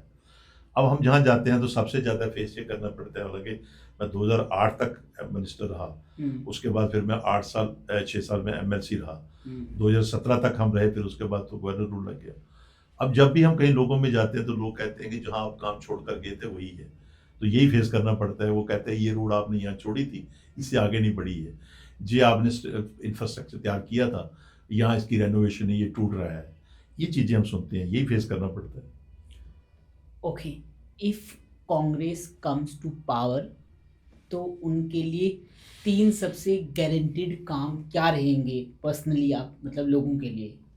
ये चीजें तो इलेक्शन के टाइम पे बताई जाती है। इस वक्त थोड़े जिस वक्त मतलब आपको क्या लगता है? नहीं, मुझे ये लगता है कि जिस वक्त इलेक्शन हो 3 नहीं 4-5 काम ऐसे हैं, गारंटीड की बात गारंटेड ही मैं कह रहा हूँ कि वो हम उस वक्त ही बोलेंगे जिस वक्त इलेक्शन होगी। तो हम लोगों को ये कह सकते हैं कि लोग इस मुसीबत से हैं। ये 3-4 इश्यूज हैं, जब हमें पार्टी पूछेगी, पार्टी हाईकमांड पूछेगी, जो भी मेमोरेंडम बनेगा, हम कहेंगे ये 3-4 इश्यूज ऐसे हैं, ये अगर हम मेमोरेंडम में डालें, जब सरकार बने तो हम करें, तो उससे ये लोगों को फायदा हो सकता है। लोग इस दुविधा में हैं लोगों का, जिससे कि ये रास्ता बने। ओके, ऑलराइट, बहुत मजा आ रहा है। सो अब हम अपने इस पॉडकास्ट की एंड पे जा रहे हैं। सो अब होगा रैपिड फायर। रैपिड फायर का मतलब है कि आपको एक लाइन में ही आंसर देना है जो भी आपसे सवाल पूछेंगे। So are you ready sir? Okay. So BJP का सबसे अच्छा काम क्या लगता है आपको? बीजेपी का सबसे अच्छा काम तो जो मैंने आज में देखा कि मोदी जी को बेच रहे हैं, तो बेच रहे हैं वो, जहाँ भी चले जाओ मोदी जी चलते हैं। पंच की इलेक्शन हो मोदी जी, सरपंच की इलेक्शन, मैं काम की बात कर रहा हूँ। आज तक जो काम करें, क्या अच्छा काम ही है ना, उन्होंने यही काम अच्छा किया है। घर घर मोदी जी को बेचो तो वोट रो, कांग्रेस खुद कुछ नहीं करना। ठीक है, ओके। सो कांग्रेस की सबसे बड़ी मिस्टेक क्या रही आज तक? कांग्रेस की सबसे बड़ी मिस्टेक रही कि राहुल जी उस वक्त डिप्टी प्राइम मिनिस्टर बन जाते। किस वक्त? जिस वक्त जो P2 थी, तो वो अगर डिप्टी प्राइम मिनिस्टर एक्सेप्ट कर लेते, उनको कहा गया था, तो एक तो वो उनकी मिस्टेक है। दूसरी, मैडम सोनिया गांधी जी को जो प्राइम मिनिस्टर बनना था, कहा गया था जब मेजॉरिटी आई वो यूपीए तो बन बन गई। नहीं सकते थे ना ऐसे। झूठ क्यों नहीं बन सकते थे? बोर्ड, वो एमपी थी जहाँ की मैडम, ओके। उन्होंने लेकिन सेक्रीफाई किया कि भाई जब सब लोग बातें करने लगे, बहुत सी बातें उस वक्त उठी, और उस वक्त उसने कहा नहीं, अगर मैं जरूर एमपी बनी हूँ, मैं बन सकती हूँ प्राइम मिनिस्टर, लेकिन डॉक्टर मनमोहन सिंह जी की इस वक्त जरूरत है, डॉक्टर मनमोहन सिंह जी को बनाया। दूसरा जो आपने सवाल पूछा कि कांग्रेस के लिए अगर यूपीए 2 में राहुल जी उस वक्त डिप्टी प्राइम मिनिस्टर बन जाते, तो आज मेरे ख्याल से मोदी जी नहीं आते गुजरात छोड़कर। लेकिन ऐसा बोलते हैं लोग, मतलब नहीं, मैं बोल रहा हूँ ना, हाँ, मैं बोल रहा हूँ। नहीं आप बोल रहे हो, मतलब लोग ऐसा बोलते हैं कि कहने को मनमोहन सिंह जी प्राइम मिनिस्टर थे, लेकिन चला उनको सोनिया गांधी दी थी कांग्रेस में, तो इस बात में कितनी देश सच्चाई तो है? आगे गया ना, जब देश जिस वक्त उन्होंने संभाला तो बुरी हालत थी। लेकिन फिर वो चाहे वो एमपी मैं हो ये या नहीं कर, ये PM सारी हो। ये पीएम जितनी भी बातें की जाती हैं, तो ये जोड़ी जाती हैं किसी न किसी तरीके से, पॉलिटिकली किसी को भी मैं भी आपको पब्लिक की डॉक्टर आवाज बता ने रहा हूँ। पब्लिक बताए, लेकिन देखो डॉक्टर मनमोहन सिंह जो उस वक्त बना, उस वक्त भी कोलिशन थी, एनडीए थी, सारी यूपीए जब बनी, उस वक्त भी मिली जुली सरकारें थी, लेकिन डॉक्टर मनमोहन सिंह जी ने जो अपना टाइम पे 5 साल में किए हैं, चाहे किसी ने भी उनको कहा हो, लेकिन उस वक्त जो काम उन्होंने किए हैं, देश उस वक्त किस स्थिति में था और कहाँ उन्होंने वापस लाया, खड़ा किया। तो इसलिए जो आप कह रहे हो, वो लोग तो सभी को कहेंगे, लोग तो किसी को बख्शते तो है नहीं, वो तो लोगों की अपनी सोच है, लोगों का अपना हक है, बात कर सकते हैं, मुझे भी कह सकते हैं, कुछ आपको भी कह सकते हैं। Okay, who is your favourite leader in BJP? Favourite leader? Favourite leader मतलब आपको एज ऑपोजिशन कौन लगता है BJP? L K Advani. Okay, and in Congress? Rahul ji. Okay, ठीक है। अगर आप सीएम होते जम्मू कश्मीर के, तो आप पहले 100 दिन में कौन से काम करते? नहीं, मैं जब सीएम बन नहीं सकता हूँ अभी, तो मैं कैसे कह सकता हूँ? जस्ट आने वाले टाइम में आप सीएम बन गए फॉर एग्जांपल, मैं ऐसी विचार जो मन में जो ना हो, तो मैं उसको अभी कैसे, जब मैं बनूंगा तो फिर मैं बताऊंगा ना। जब मैंने मिनिस्टर, मुझे कोई यही सवाल कोई पहले पूछता था, तो मैंने कहा मैं मिनिस्टर बनूंगा तो करके दिखाऊंगा ना, वो करके दिखाए हमने। तो मतलब हमको वेट करना पड़ेगा। हाँ, आप दुआ अगर आपके दिल में है तो आप प्रार्थना कीजिए, तो हम बने तो फिर देखेंगे। ठीक है, so thank you so much sir, बहुत मज़ा आया। कोई ऐसी चीज़ आप बताना चाहते हो अपने रियासी डिस्ट्रिक्ट के लिए, जो आप मैसेज देना चाहते हो? नहीं, मैं कुछ नहीं कहना चाहता, लेकिन इस वक्त जो जम्मू कश्मीर के अंदर जो इस वक्त आपदा है, और उसमें मैं यही प्रार्थना करता हूँ, जो संघर्ष समिति बनी है वो एक फाइट कर रही है, लड़ाई कर रही है, आप सब लोगों ने उसका सहयोग करना चाहिए। जो इश्यूज सॉर्ट आउट करने के लिए, जो श्राइन बोर्ड के अंदर खाली एक इशू नहीं है, पूरी जो इसको पूरी सब उसमें डीपली जाना चाहिए, चाहे वो गंडोले का इशू है, चाहे पुजारी बारीदारों का इशू है, चाहे एमबीबीएस का है, चाहे कॉलेज का है, यूनिवर्सिटी का है, और इसके साथ साथ जो कारोबारिक दृष्टि से वो श्राइन बोर्ड अपने ट्रैक से हटा हुआ है। मुझे बड़ा अच्छा लगा जो प्रेसिडेंट बने हैं संघर्ष समिति के, उन्होंने धार्मिक कुछ चीज़ें कही कि इस तरीके से यहाँ पर ये चीज़ होनी चाहिए। तो मैं सब लोगों से जो भी आपके द्वारा ये कहूँगा, जितने भी यहाँ ऑर्गेनाइजेशन हैं, चाहे वो जितनी भी पॉलिटिकल पार्टीज़ हैं, पॉलिटिकल पार्टीज़ को, धर्म को, ये सबको अपने आप को ऊपर उठकर उनमें उसमें अपनी सजेशनें देकर इसको जो हमारी एक पिलग्रिम इंडस्ट्री है, जैसे अभी इस साल हमारी यात्रा 35 लाख कम हुई है, और ये सारे सुझाव देने चाहिए। यही हमारा रोजगार है यहाँ पर जम्मू कश्मीर के अंदर, और इसकी साफ सफाई होनी चाहिए। और एलजी साहब को भी हमने यही राय अच्छी देनी चाहिए, जिससे कि हमारी यात्रा बढ़े, कारोबार बढ़े जम्मू रीजन का। और ये जो खाम खा की जो पॉलिटिकली एंगल से जो धर्म की लड़ाई पड़ी हुई है, और इन्होंने डाली है जिनको धर्म का फायदा होता है, और इनको भी माँ भगवती से ये प्रार्थना है कि सद्बुद्धि दे। ये जो 28 विधायक हैं, 2 MP हैं, ये भी संघर्ष समिति से बातचीत कर एमिकेबली कोई सोल्यूशन निकाल कर गवर्नर से, सरकार से मिलकर करें, तो मैं समझता हूँ कि उससे हमारी स्टेट की भलाई होगी और जम्मू रीजन की भलाई होगी। बहुत बढ़िया सर, बहुत मज़ा आया आपके साथ पॉडकास्ट करके, और मतलब अच्छा फील हो रहा है। So thank you so much for coming, आपने हमें टाइम दिया एंड बहुत मज़ा आया। सो आपने इस पूरे पॉडकास्ट से क्या सीखा, आप हमें ज़रूर कमेंट करके बताइएगा, और आप क्या चाहते हैं कि हम अगले पॉडकास्ट में किस पर्सन को लेके आए, आप कमेंट के ज़रिए हमें ज़रूर बता सकते हो। बाकी अगर आप इस चैनल को पहली बार देख रहे हो तो इसको लाइक शेयर सब्सक्राइब करना नहीं भूलिएगा। तो thank you so much for watching.